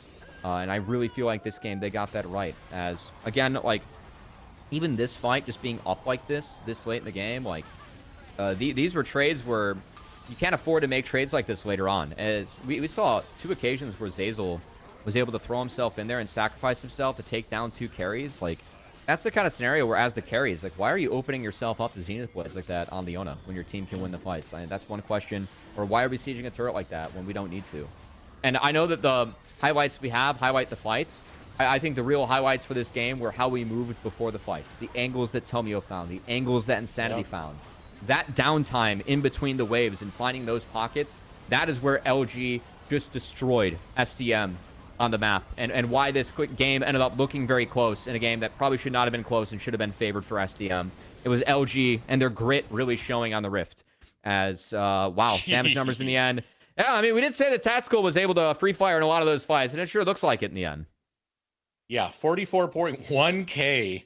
And free firing really was the story for Tactical. Again, he didn't have to worry too much other than when he was diving forward with his Valkyrie. But because you have Tomio, because you have Insanity diving onto the backline constantly, it allowed Insanity to do the amount of damage that he really put in there. But it was a very close game between both of these squads. Again, I really do feel like it came down to those flashes, just not ordering yourself the way you should around Alder when you're vulnerable like that. Luminosity, they will capitalize, and you can see the goal difference. You can see how close this game was before Luminosity closed out. Yeah, I mean, a real back and forth one. But again, you give Varus Orianna the kind of lead I'm looking at 23 minutes into the game as SDM. I think you ask any team in the world where they want to be, and that is a good game state to be. This one was a team diff and an execution diff.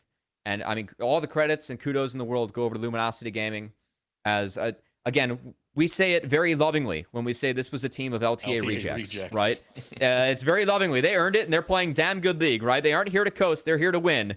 And, man, did they really bring this one back as you saw the damage that Insanity was able to do by the end of the game. That was the differential that he was experiencing mid in that one, and for Insanity to really have that kind of advantage over Sky in game one, then have that flipped on his head, but for Insanity to still come back and be imperative for Luminosity Gaming, winning some of those fights with how well he played this Akali. In those team fights, huge game, a huge comeback win for him against Sky in this one. And considering how far he was put behind, again, Viego versus Xin Zhao, it's a completely different Mataz that we saw in that game number 2. And it was focused onto Insanity very early on. That's why Sky got so far ahead. That's why he got his Rod of Ages fully evolved by 20 minutes along with the Seraph's Embrace. That's what made Sky such a threat going into the mid game. But even being so far behind, Insanity was still able to show what he really does bring to a team. You know, being able to clutch in a lot of those deep dives, get kills when his team really did need it the most. And of course, his use of Seekers and Hourglass in some of those to negate the depth charge, for example, was very, very pivotal in making sure that, you know, he was going to be able to come out ahead for Luminosity Gaming. It was a bad start in the game, but that's why you stick with it. And Insanity, again, I find it so cool that on the way throughout playoffs, I mean, we had fearless drafts where this guy was playing Kog'Maw, Vigar, Victor, Orianna, and then he comes into this series and it's LeBlanc, Akali, and he still performs at that high level. That really is, I think, one of the greatest strengths of Insanity. It was always his champion pool playing in Tier 1. People remember him for, you know, the Jhin mid or the Draven mid that like panned out. I always remember the Vigar, man. That was one of my favorites. Yeah, well, yeah, it was the Vigar, but just to have him really show his flexibility throughout was really big. And then, of course, we have the ADs as it was Tactical, who has had better positioning so far in this series versus Vidorous, who was gifted a pretty nice early game, had a really good early fight around the Rift Herald, where he preemptively flashed over that wall and did good cleanup duty. We saw a couple good moments from Vidorous, but man, I feel like the way they peeled for him and just the positioning of SDM as a whole and how they set up those objectives, that's the kind of stuff that you don't really see on your screen and that you have to spend some time talking about to kind of understand why LG is doing so much better than SDM there. But I just think the way that LG is playing connected as a core, miles better than what we've seen with SDM in these first two maps. And SDM's got to go fix that quickly if they want to be in this series, because frankly, it prevented them from having the series be even at the moment. I mean, Vitus did a pretty good job in the game overall. I really do put a lot of blame on the way the game went towards their composition, not being able to deal with some of the dive that well. You needed Johnny to land those silences, to land those ruptures, to really peel off for Vitus and Sky. So Vitus, you know, as much as he was given, he really did run the map for quite some time. But eventually those resources not landing when they needed to meant that he was going down in those fights while Tactical was kind of just coasting by. Yeah, I think the chaos that was created by Luminosity Gaming and their role players definitely enabled their carries a little bit more. Whereas the carries did not position their best for SDM, but also I think that some of those Crescent guards and peeling tools were missing from the crew. And there was a big difference from the fights where we saw Wukong be found with Johnny around the carries versus the carries being found with Johnny not able to peel off the carries. So yeah, I do think that, hey, again, going back to the drawing board, sometimes it's the little things, like as a league coach, what can you take with you for every single game? Objective setups, how you play around flash timers and TPs. That is very core to whatever game of league that you're going to play. I think that we've seen LG do those core things better than the Tigres so far. So in game 3, again, I think it's tough to turn around off the bat, but we'll see if they can dig deep. And hey, they did find a lead in that last game, right? I feel like they weren't too many steps away from being able to at least hopefully bring it back. It was better than game 1, but man, if you compound game 1 and game 2 on top of each other, it's very clear that LG is the better team so far on the day. And we'll see if Tigres can change that narrative. Yeah, but I do start to get worried at this state of Fearless, because this means a lot of the champions that Mataz has normally been really good at are taken off the board. He tried the Xin Zhao. It's his #1 most played throughout the entirety They of the gave year. Jarvan. It is now gone. They gave Jarvan, yeah, that is still something that gets taken away over on the side of Luminosity. So Yeah. even Vi is another big pick. Wukong is another big pick. He's lost a lot of those big champions that have brought him success in the past. You guys can see Pantheon has gone through every single draft so far. The latest patch, they nerfed his clear speed damage against monsters on the Q and W, and that was it. His clear speed cannot keep up with the likes of Jarvan and some other champs now, and you don't even want to play him in the Jarvan as you kind of get terrain gap there. So SDM, I mean, already signing up to be a little bit vulnerable to the Cataclysm. It will be Sivir picked up here as Mataz might look for... it will flash in something a little bit creative. I would not be surprised if we see a Poppy come in. And it might be a decent deny pick here for LG. Because I think it's going to be Poppy on 3 for SDM, or at least what they're looking at. If Zeyzal wants to blind it, it's rather bold. But I think having that with the Jarvan, Cataclysm does create terrain for you, which can really empower the Poppy as well. So I think it would take away one of the better pairings, as it's not Mataz's best champ, but I think Poppy makes a lot of sense in the Jarvan this game. Poppy could be a great grab to have. Okay. Also a good deny over on the side of SDM. I mean, if you're able to use Steadfast Presence to block stuff, like the Flag and Drag from a Jarvan, very useful tool to have. But the Engage is getting kind of monstrous already in the first 2 picks for Luminosity Gaming. Rel and J4 do bring that. Sivir might want to be careful heading forward into this, as Zeri's the next lock-in for LG. They are daring them to pick Poppy right now, man. This is an ego battle / challenge of picking Poppy. As Poppy has good value into all 3 champions showing. It can be flexed between support and jungle now that Jarvan and Rel are showing. And we're not going to take Poppy. Okay, I do not like that call. I think that Poppy should 100% be grabbed here, and that you play with the flexibility of it going into the next phase of draft. I think that's a little bit surprising for me, but also speaks to how important it is for this team to have Mataz on something that he can be proactive on, be that warrior, build those bruiser items, and be strong throughout. So, yeah, Braum at least going to bring that guaranteed lockdown and a bit of a counter. I think an auto-attacking AD could really help empower the Braum too. As likely to see, I mean, I would like an Ahri ban here. You can play Ahri very quickly against Talia, and that did get some buffs. Also something that Insanity plays very well. As it will take away a Galio, which plays well in the Sivir too. And saves a champion for Sky later on. Is his Galio most played throughout the split. Curious if Luminosity will look to ban away that Poppy. It seems like the most optimal thing to do right here. Mataz, he does play Poppy, so that is within his wheelhouse. Has pulled it off in the past. If you aren't picking Poppy there, are you actually going to pick Poppy? There is a real conversation for that one too. As Pantheon instead. Point and click away from the Talia. Now one more ban for SDM Tigres. Now this game weighing very heavily right now, but it's not the end of the world if a 3-0 does come through. Tigres fall here. They do fall into the lower bracket. It is a double elimination, so it will give them a second chance. You would like to fight tooth and nail to find the reverse sweep. Get yourselves into that winners finals over on the top side. One more ban to come in, and they're going to look to take away that Ahri you had mentioned. So this is kind of funny. if they ban away Sejuani here, then the only champion that Mataz has played that is available for him this split is Poppy.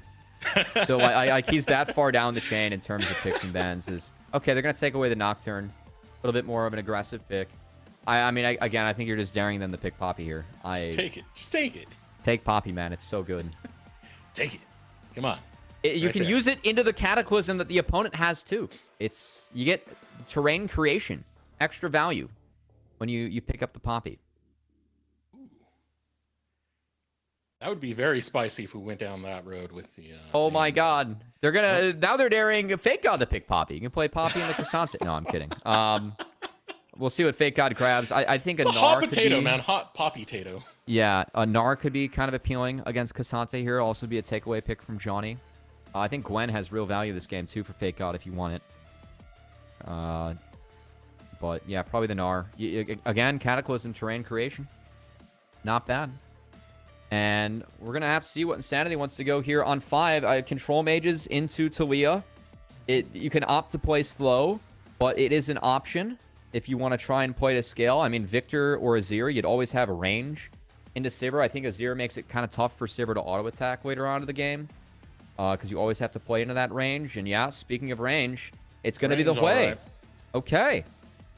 Yeah, that's a lot of artillery you have to deal with, and a lot of utility as well. There's so many a good different spells matchup. you can really get right now from this Yeah. way.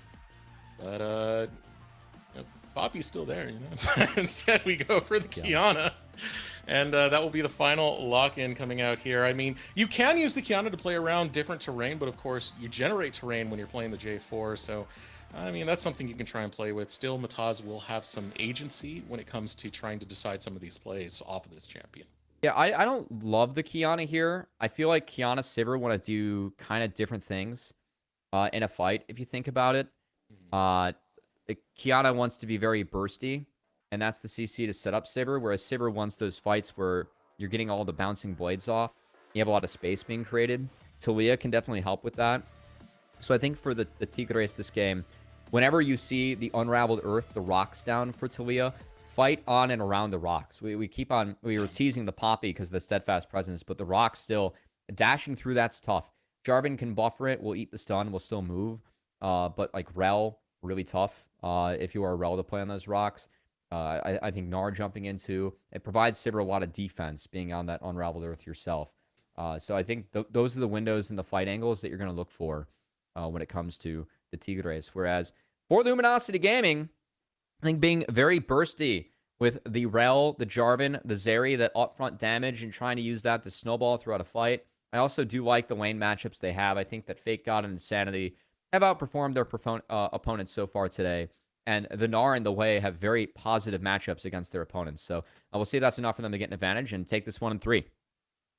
What could be our final game, 2-0 is the lead so far. Match point. It is Luminosity Gaming versus SDM Tigres. Tigres back against the wall, but they fought through 5-game sluggers before. Can they make it happen again?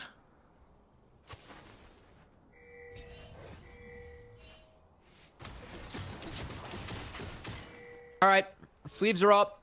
Caffeine rolling for this one for us, Deserex. We're on game 3 of the day. I got short sleeve, bro. Yeah, we'll see if the Tigres, again, this is a double elimination tournament. Tigres, they lose this one, they drop the lower bracket. As it was only yesterday that was our do or die match to kind of make it into the rest of the double elimination bracket, so it was a big win for Estrell. We will see play tomorrow against Disguised, regardless of the result of today.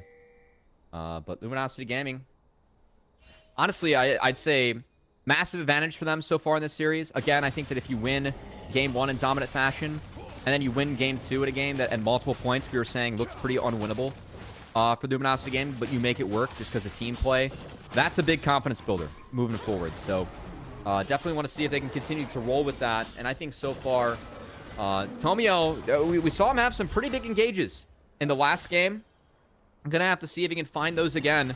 On the Jarvan, definitely a champion that he has a lot of experience on. Speaking of champions with a lot of experience for these players, there is some comfort for SDM Tigres that you have to watch out for. Cassante was the most played by Johnny throughout the entire season. Most played in playoffs for Virtus was Sivir. So these are definitely not champions that are foreign to them. They have a lot of experience in trying to make those champions work in getting successful leads in the process, but we'll see if that's enough to go against the composition of Luminosity Gaming. Yeah, I'm a little bit surprised to see a swap this game, as I thought Sivir Braum into the Zeri-Rel is quite playable. Of course, Cassante does lose that matchup against Gnar, but you are really signing up Johnny to lose that matchup heavily now throughout the game by taking away some experience from him too. So I was not expecting to see a swap this game, but SDM going to decide to make the swap, and we'll see how this one is able to pan out, as Sivir will have a lot of pushing power early on. But again, Fake God, using the health to get back from Mega, is playing this one out just fine. And Fake God's Gnar, I know that in Fake God's time in Tier 1, I feel like I can tell who's a fan of Tier 2 or not based on your impression of Fake God as a player. But if you were a fan of Fake God in Tier 1, it was probably because of his Gnar, which has always been very good. Whereas I think Fake God in Tier 2 is definitely able to flex a lot more of his champ pool muscle and brains.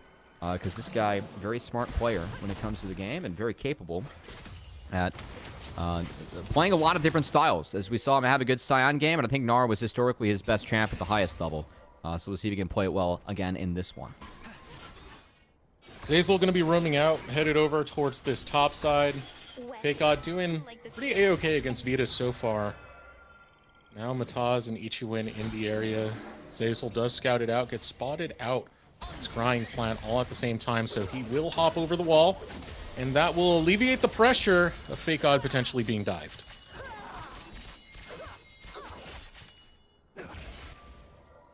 Swaps continue to be weird, as we'll say experience is kind of evened out now, or at least will after this wave. With really the only winner being Zeyzal versus Ichiwin, which I think they'll take if you are Luminosity Gaming, but hard to play into the Sivir Braum. It's very easy to proc the winner's bite with Sivir if you can't play in range. And it will just be Luminosity Gaming holding this wave for a potential Tomio visit coming in here. They should track that, or this is so warded up on this side, I don't think that Tomio can get in, but I think they were holding the wave just to see if they could do it just in case. As meanwhile, that's a big play in the tactical, but he should be able to get out. Yeah, does find a nice flash, can easily hop right over that wall. So Summoner's going to be burnt with trade of flashes. Johnny, tactical. Now we pause. Haven't had a pause since game 1, unfortunately. Tomio was pretty happy about it there in the bottom left, but besides that, see if we can get back. Hasn't his hair grown out since that picture? I think everyone on that team's hair grew out. I think they're all trying to go for the Insanity approach, who seems to be headbanging in the pause. You know, I want to. He's taking it in stride. Want to be bald, like your boy here? Like the majority of the LCS casters, you know. Zale, Kangas, even some of the coaches, and Arrow. The classic. Hey, you know. hey. Gaming, you know. and they say that gaming isn't stressful. You know, that's all the proof you need right there. I'll have you know, I was A rank on Bonchili's bald tier list. All right, so I'm up there, man. I'm up there. That's a big one. Shout out to our co-streamers. All the co-streamers, Bonchili being one of them. It was fun to meet her at LTA Finals. There was Citadel. Now back into the game we go. Yeah. We'll say one of the trends that we've had so far at SRX was it's been early dragon control and priority from Luminosity Gaming. Curious if we get that here again, as we do see the recall. Zeri's going to get back to bot lane first. Tactical will have push, and we could see Tomio get in here and try and take that early dragon. Jarvan does do it quite quickly with the attack speed steroid from the flag. And Tomio right on top of the vision control. You can tell that the idea is going to be focused into this dragon early. This is what LG have been doing. They did it in game number 1, did it in game number 2. It's been mostly successful. Well, actually, if we use the sample size, it's like 2, and Mataz stole the second one in game 2. So, you know, 50-50 so far. Looking to improve that to 66.666 repeating. We'll take it. I will say, while we're in the pause at home, something that Luminosity Gaming has done in our games is that they reset first proactively And then when they come off the reset, that's when they're doing the dragon. So they timed that one up. And they've done it with bot lane prio. Even the one that failed last game, keep in mind it was Tomio, helping them escort that wave into the turret beforehand, looking for the dive. That guaranteed they had the bot prio and the prio resets and then do the dragons. So if anyone's playing 5s at home or wants to bring that in their own solo queue game, that's a pretty good rule. Is that if you reset first on the reset, that's how you can do the dragon. You're going to get that wave in, then have that timer to go look at it afterwards from your bot lane. So good to see Luminosity Gaming using some textbook League of Legends. And honestly, I think one of the big adaptations that we've seen globally throughout at least the last playoff run to get to Worlds, it really was grub prio. As pretty much globally, every single team was prioritizing the first 3 grubs over the dragon. And of course, the only way to change that or change the timer or change the handshake is by taking an early one, which LG has very consistently done through their first 3 games today, or at least tried to. So it looks like this one's going to work out. I called the last one early. This one looks a little bit more sane for them to take this dragon, as we can hopefully get back into the game soon. Yeah, here we are. Technically, you could be in a better position for this, but the recall was pretty late for Ichiwin, so you don't have the numbers that you need to actually contest.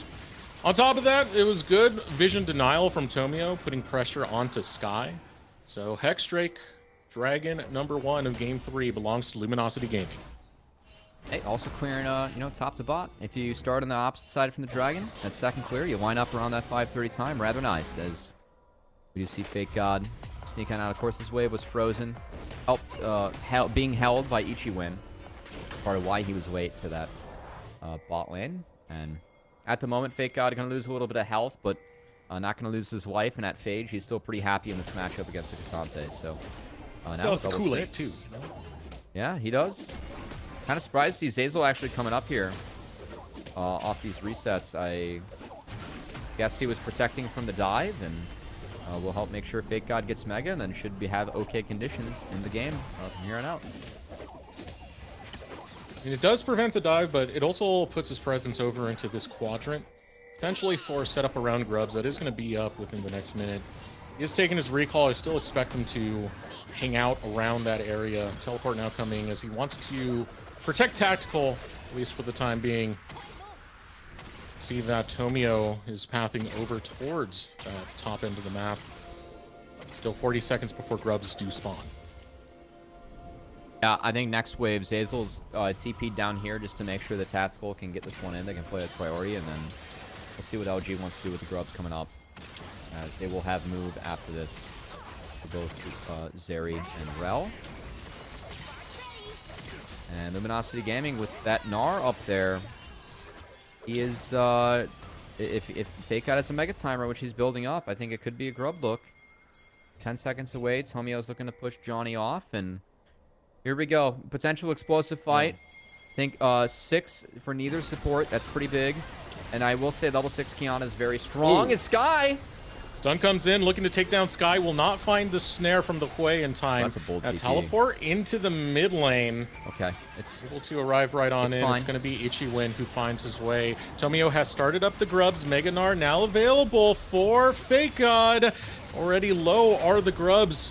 Tigres looking to respond. Luminosity Gaming look to capitalize and hop right on to Yanni, and they'll find just that as they stun him up. All out's gonna be popped, but what's it gonna do as the ultimate gets burned from Mataz? 1-for-1 trade so far. First blood to Luminosity, but Mataz has nowhere to go. Double kill found by Tomio, and just like that, it all goes wayward for SDM Tigres as Luminosity will hunt them down.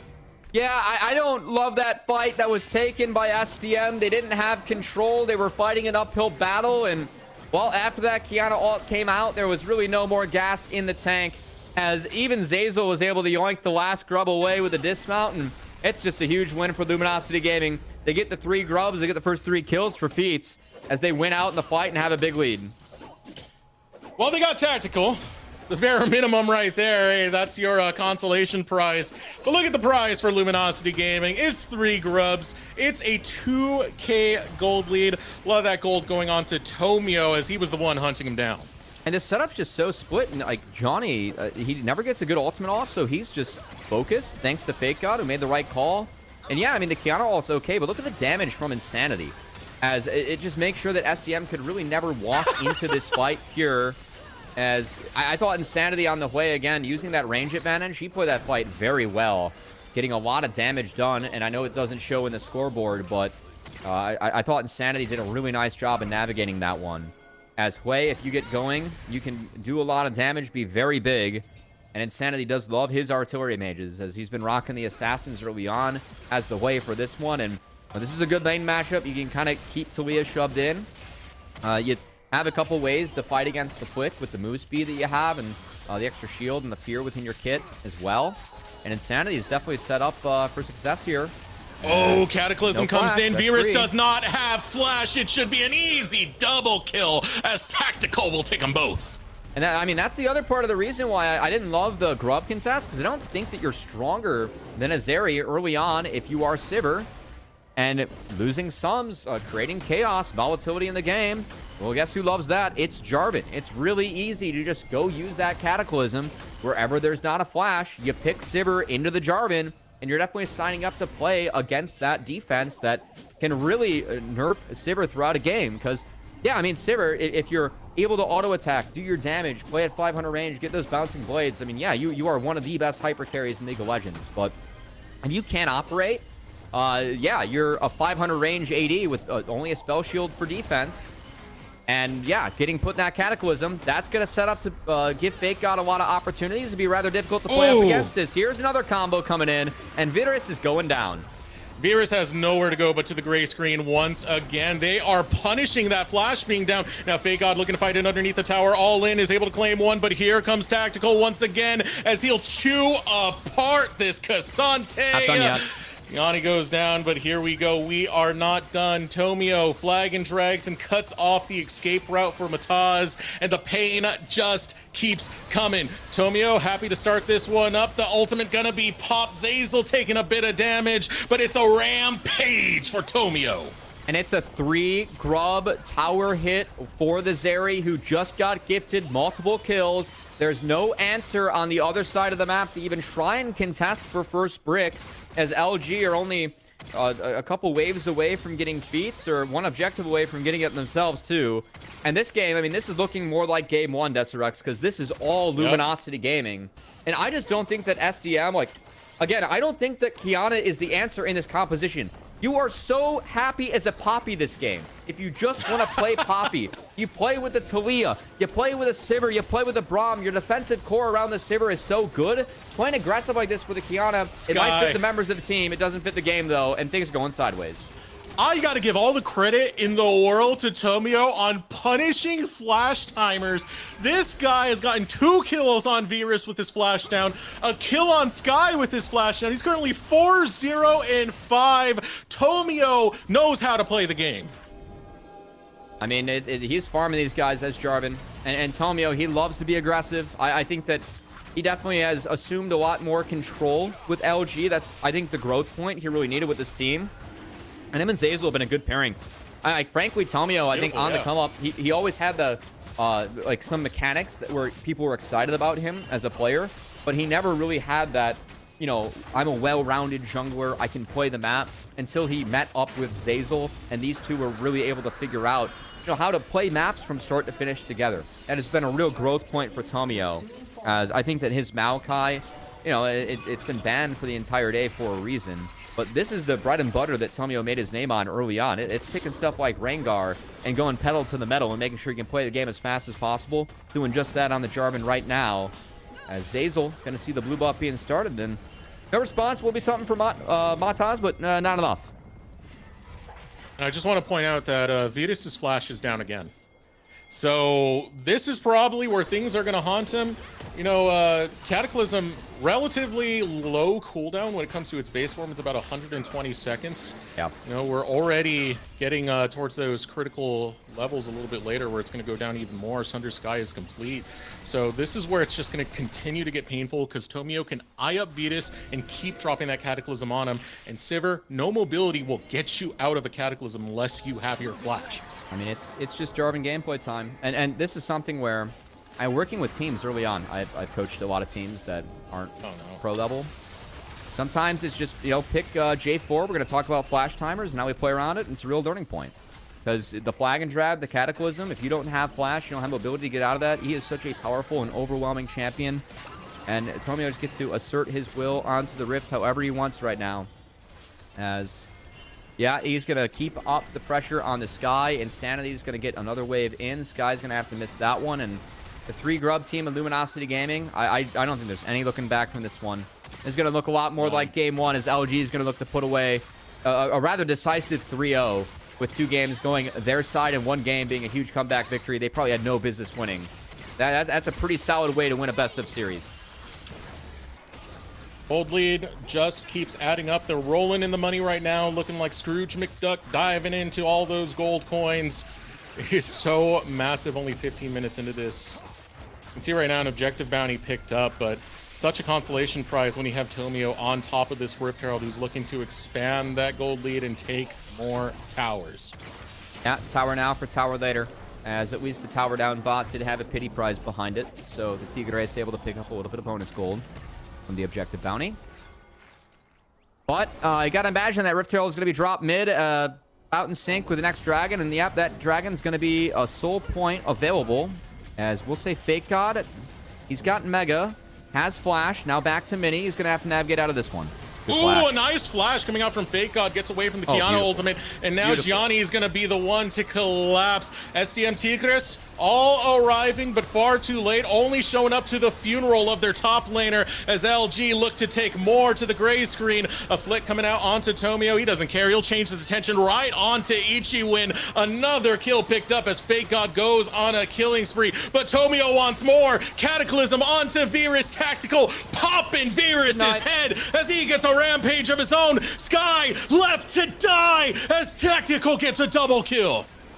Well, back on the LTA North channel, but Luminosity Gaming still looking like they're on the NACL channel. They're taking care of business all across the map as this is looking like a one-sided rout in favor of LG. And man, how Fake God played out of that gank, very clean. Just the flash of the supreme display of talent.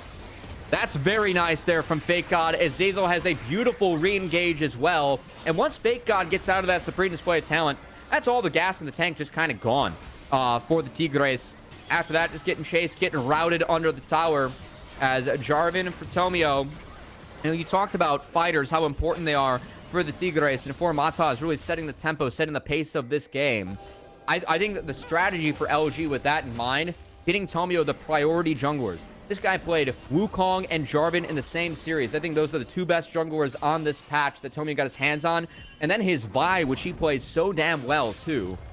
And then you think about that, and you're relegating Mataz. I know Kiana's a strong champ, but we talked about how this feels like a champ that doesn't fit the rest of the draft. It feels like a champ that they put Mataz on because they know they need to have him on something fast, something damagey, something bruisery, which Kiana's assassin-y, but, you know, it's fine.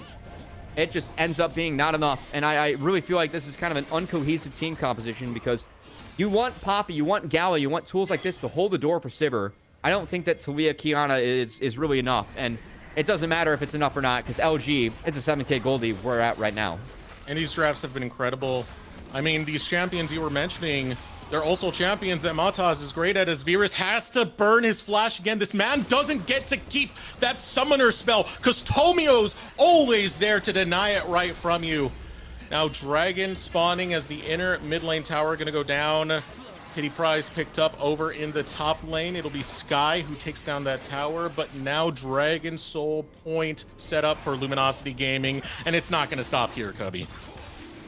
No, I mean, Tomio able to play at this pace, even getting a little cheesy there, taking away that flash from Virus. It was a good play as the Sivir is flashing into his own base at the 18-minute mark. That is a sign of the times here. As Luminosity Gaming, Soul Point for them, another step towards making sure this is a 3-0 and a quick day for us here on the LTA North stream.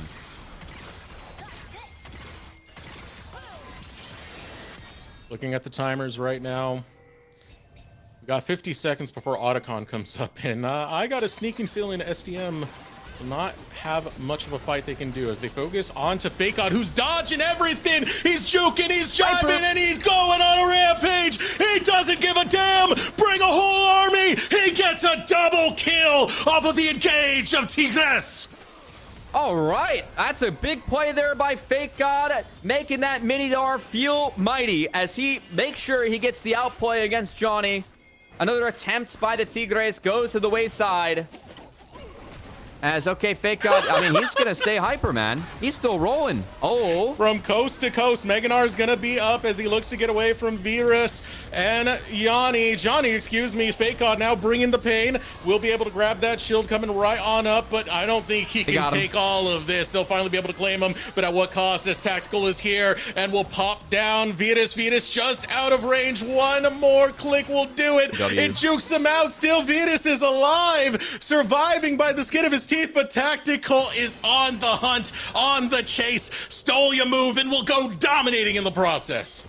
W didn't hit, but it did trap him. Made sure he was able to chase him down once the move speed expired. As Fake God maybe sees a little bit too much on the bot lane, trying to find one more outplay. Could not, but still in a good state this game. As this really is just going to come down to Chemsoul. I mean, Luminosity Gaming has been so on schedule with these dragons that thing's spawning before the Baron does. And with Otacon on the top side, I mean, they could take it if they want. Everyone for SDMs on this bot side.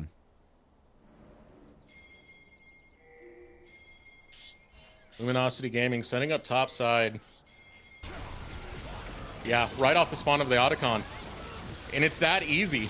What are you going to do about it? Vitus doesn't have flash. Sky doesn't have flash. Tomio loves that. He will jump on you in a heartbeat, so you can't even risk it.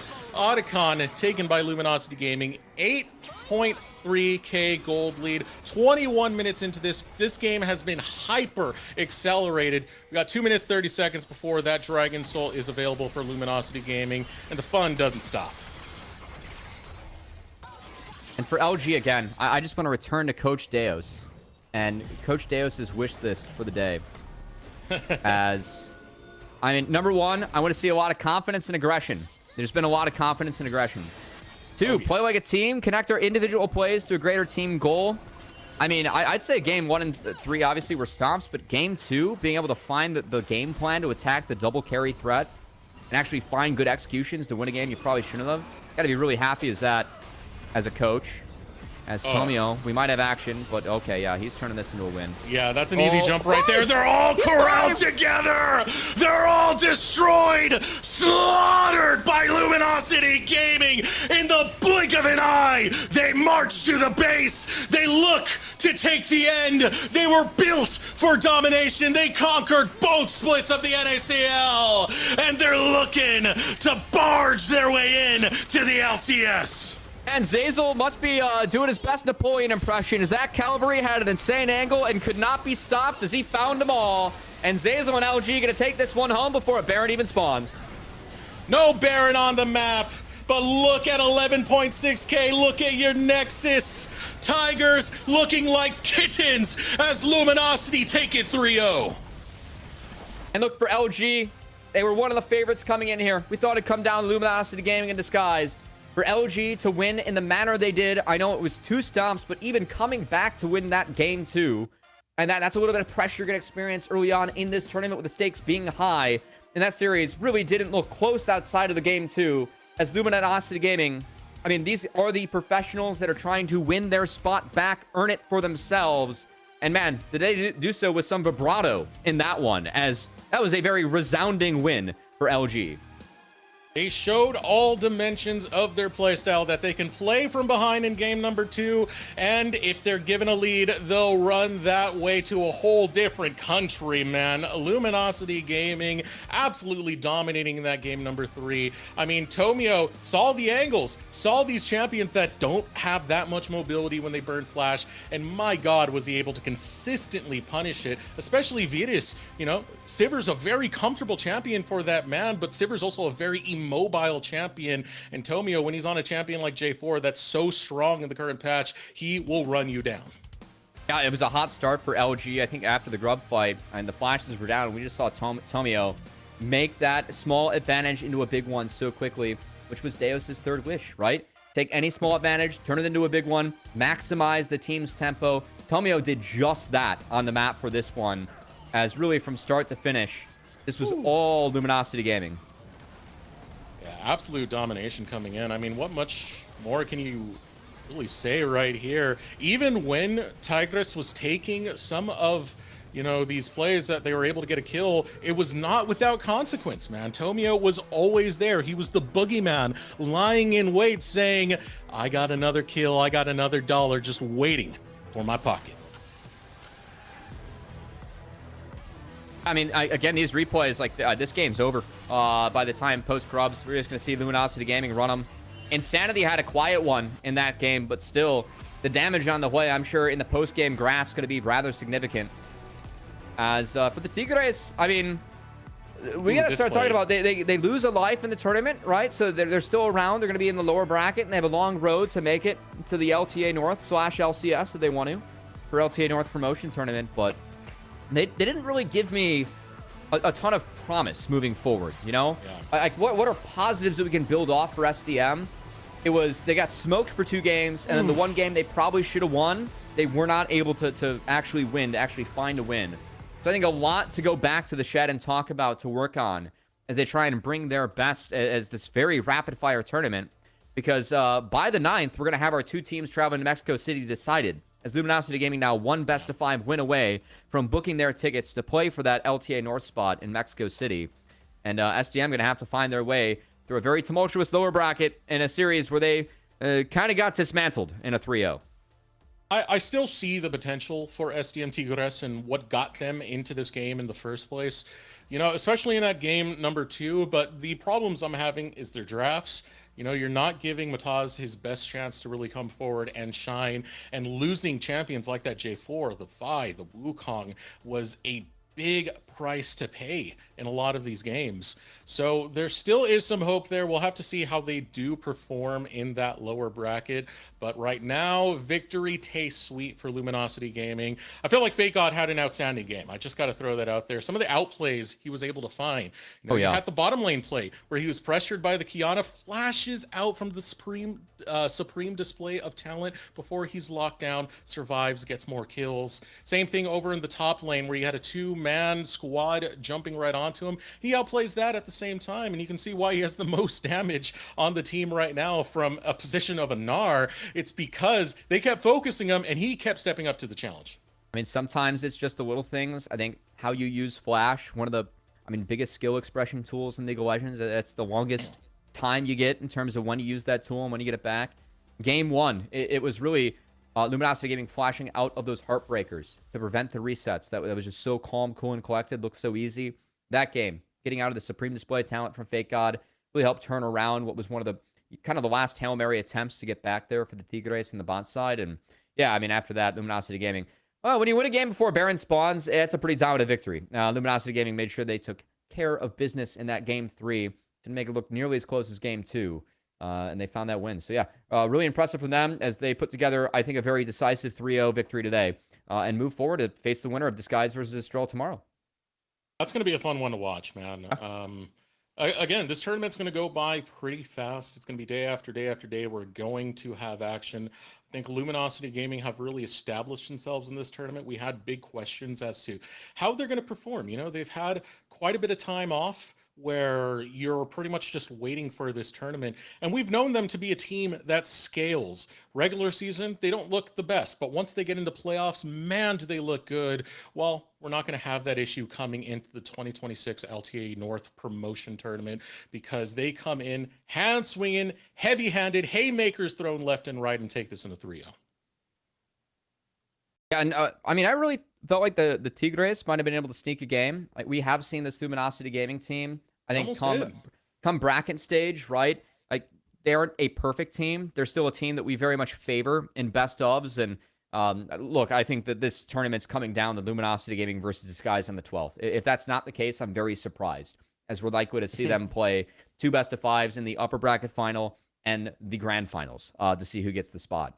But I think for them, taking that month break where you were playing the best league that you have all year, you peak at the right time to just destroy Conviction in the NACL finals to win that, to get the first seed and guarantee the 2 lives here.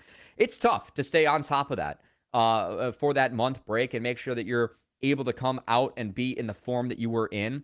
I know Deo's talked about loss of momentum because, you peak and then you have nothing to compete when it comes for a month. I'm kind of curious to see what the players think of that month break when we get to talk to one of them for the victory interview. But looking back, I think that for this first series, you can say very confidently they still feels like they're on top of the mountain.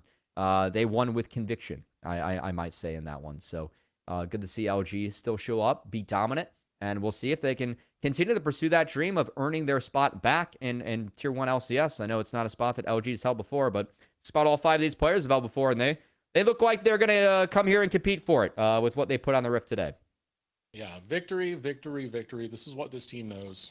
Again, I want to harken back to some of the history of this squad. Zazel, Tomio, Fakot, they played back on Cloud9 Challengers back in 2023. That transferred over to DSG when they made their debut within the NACL. It was with that core, both seasons. I mean, both splits, they were able to take the trophy for NACL. Then you follow it up with Luminosity Gaming, bringing in, Insanity and Tactical. You have such a wealth of experience on this team that are all so hungry to make it back that they dominate both splits of the NACL. They are on a collision course, I feel like, for that grand finals. This was a great display right now. Still taking a look at some of those stats. Insanity in this last game looked tremendous. They were able to focus him out in game number 2, and he still clutched in. I want to give credit to every single member of this squad because it's everyone holding their weight and being able to basically deadlift this team and throw them right into the lower bracket. I mean, that's something that Deo's talked about with this team as well, because I think it's really tough as a coach to keep things fresh for players that have been doing this for 5+ years professionally. He's like, hey, like I've got a good group. Like they make sure that we kind of keep it fresh as a team. But one thing I really appreciate, given the maturity that we have, it means that a lot of problems solutions get found quicker, sometimes just by them as a group. So I think that we could see that literally in game 2 as they solved the problem of being down in a game where I thought they got outscaled too, and executed that game very well to come back and win. And then the other 2 games, they look like it looked like that's why we call them the LTA rejects. They looked very dominant in that. So props to LG. Excited to hear from one of their members on their win coming up here.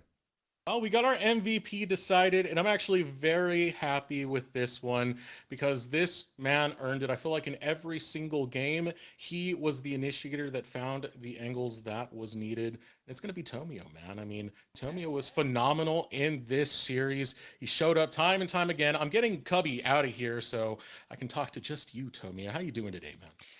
I'm doing good, doing great, honestly. Happy that was able to get the win, and it was fast, and we're very confident coming today that we do very well. So it's good that we trusted ourselves that we're able to. Worst case 3-1, but 3-0 was the best case. So we got that, and we knew we would dominate. So first questions first, you had some downtime before coming into the 2026 LTA North promotion. What was that like? Was there any loss of momentum where you felt like things were going to be a little bit more on the rusty side? Or were you guys confident you would be able to perform at the level that we're used to seeing you in playoffs?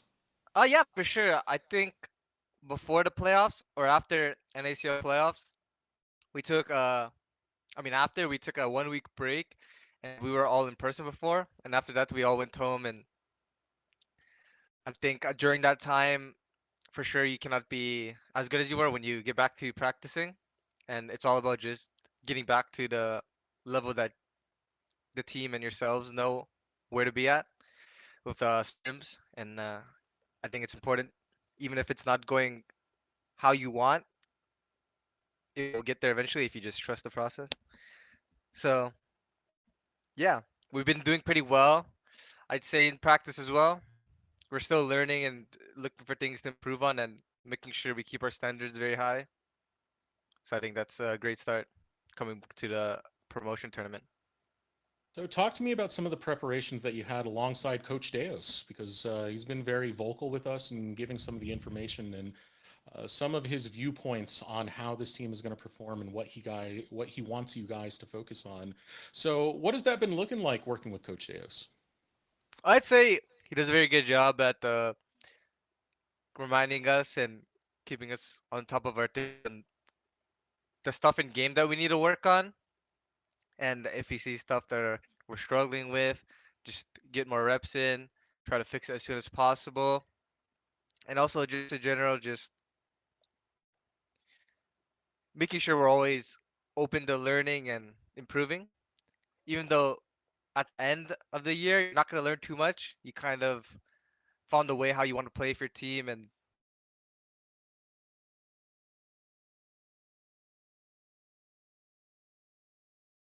us. And I think he does a very good job at helping us maintain our habits and the way we think about and play the game. So I think that's important. Okay, talk to me about game two. That was the game that Cubby and I both agree SDM Tigres should have won, but you guys just kept at it. What were the comms like to keep things, dialed in to find these angles where you would still take out their backline carries and ultimately come out victorious? I'd say for sure, I personally didn't play too well. At like some moments, I think I played poorly. I like almost all moments I could find, but I still had good moments because I realized like we're not gonna just sit around and scale in this game because we're playing Wukong Akali. We need to keep fighting, and we were supposed to win some early fights or get advantages early. Due to our confidence, we didn't. So we realized that okay, eventually we just got to fight and at certain item spikes, and it's not gonna get better. So we kept being aggressive, even though in the game they had control of the game, and just playing towards our comp strength. Because in the end, you have to just fight well in League. It doesn't matter if you have so Yeah. much gold or up dragons, up objectives. You need to fight well and be confident. Because if you show up to an objective and you don't really know what to do or how to fight or give any direction or problem solve, I think you can get it in trouble or maybe even lose the fight, even though you think it's gonna be a free win. So I think we caught them by their toes. We moved around the map around. They weren't really prepared for the objectives later, I'd say, in the game, and they gave us a lot of opportunities and angles to actually come back. So it was very good that we stayed aggressive. Basically, that was the main It's good to communication, I see, think. man. It was really good to see because that was one of the most exciting comeback wins I think I've ever seen in quite some time, man. Impressive Yeah. stuff to say the least. But I do want to give you the moment, give you the floor to give any shout outs, thank yous, anything you might want to say to the fans or your family or so on. I guess I don't really have anything in my mind to shout out, but I guess a shout out to my teammates and my coaches, Dale, Smash. You know, a lot of grit is needed because we're all playing from remote and home again. Some people are in different schedules, different time zones, and it's not going to be as easy or enjoyable, I guess, compared to being in person together. So it's very important that we have that great sturdiness and Yeah. we have good grit, like the Grace passive. So it's very good. Shout out to them. All right, one last thing I got to say. We need an updated picture, man. We still got the buzz cut. I like the locks now starting to come in, so update that for Yeah, us, man. Come on. yeah. One day. I mean, I have no opportunity. Maybe if we go finals or thing, they ought to take pictures. So we'll do that. I'll get my waves in at my do rag ready. I'll prepare my hair for that picture. All right, we want to thank you so much for joining us, man, and best of luck on the rest of the 2026 LTA Thank North you so much. promotion. See ya. All right, I can bring Cubby back now. How you feeling, Cubby? How'd you like the interview? Always good to hear from Tomio, man. And yeah, I mean the hair's flowing. He's got the locks flowing, kind of like Coach Deos. I know all of them had it grown out a little bit. They're feeling good. They're feeling loose, and as they Fake should. God I to mean, join, they're man. playing good. Yeah. Or honestly, Zazel needs to join them with the long hair. Imagine. He's got The the beard beard and the already. I long think hair? the beard looks sharp. As Ah. Insanity for MVP. He had that's a pretty sweet series. If you look at it overall, 16-2 and 32, especially the Akali game, where he went down early, was able to fight back, only having one death, and that is rather impressive, I must say. Also, or two deaths in that overall. A kill list for the other two games. As Insanity, big series from him. He nets our MVP. And yeah, I do think the games that were one-sided was Insanity and Lane, for sure. It was a big part of that. So props to him and all of LG for having a very impressive team victory with that 3-0. Yeah, Insanity through every single game had moments that were pretty much highlight, man. Game number 1, the gold lead that he got early on.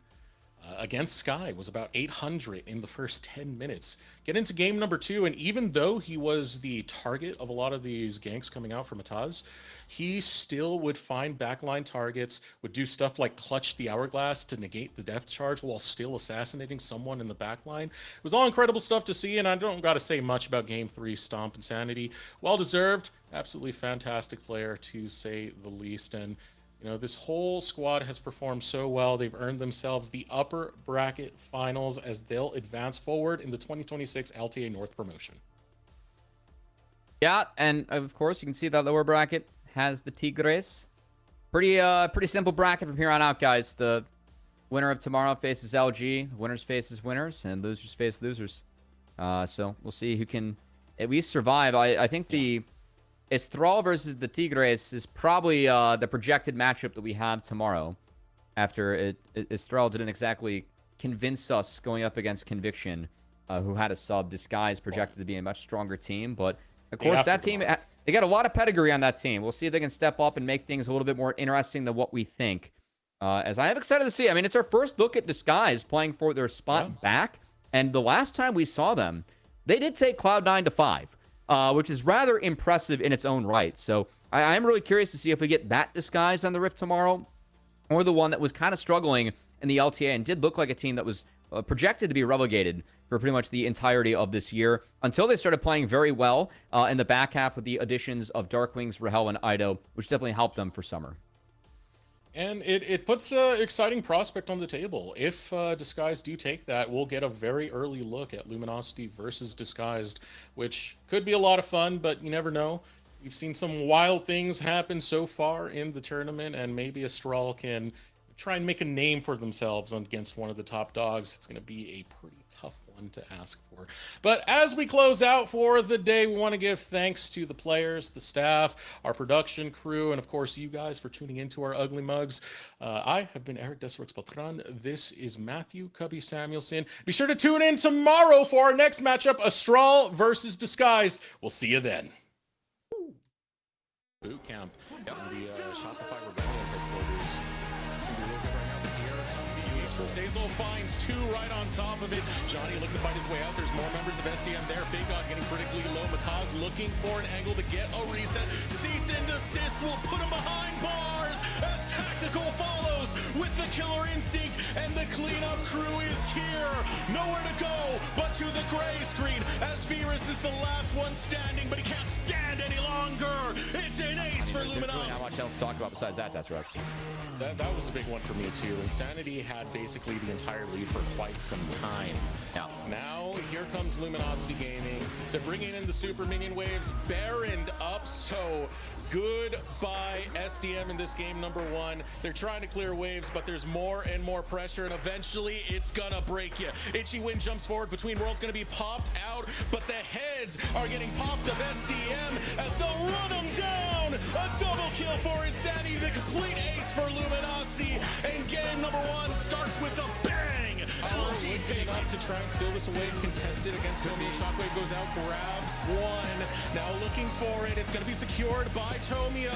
Johnny does not fall critically low. Virus will take 1 right back. Virus will take 2.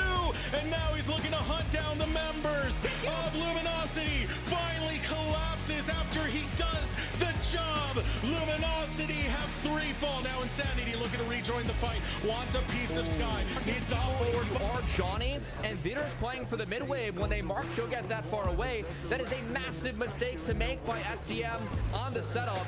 As they can't convert this lead, they can't convert the scaling advantage they had. Their carries fall, and their base about to fall too in a game they should have won. It was those damn flashes caught out at the wrong time. You can see Viruses just came off cooldown.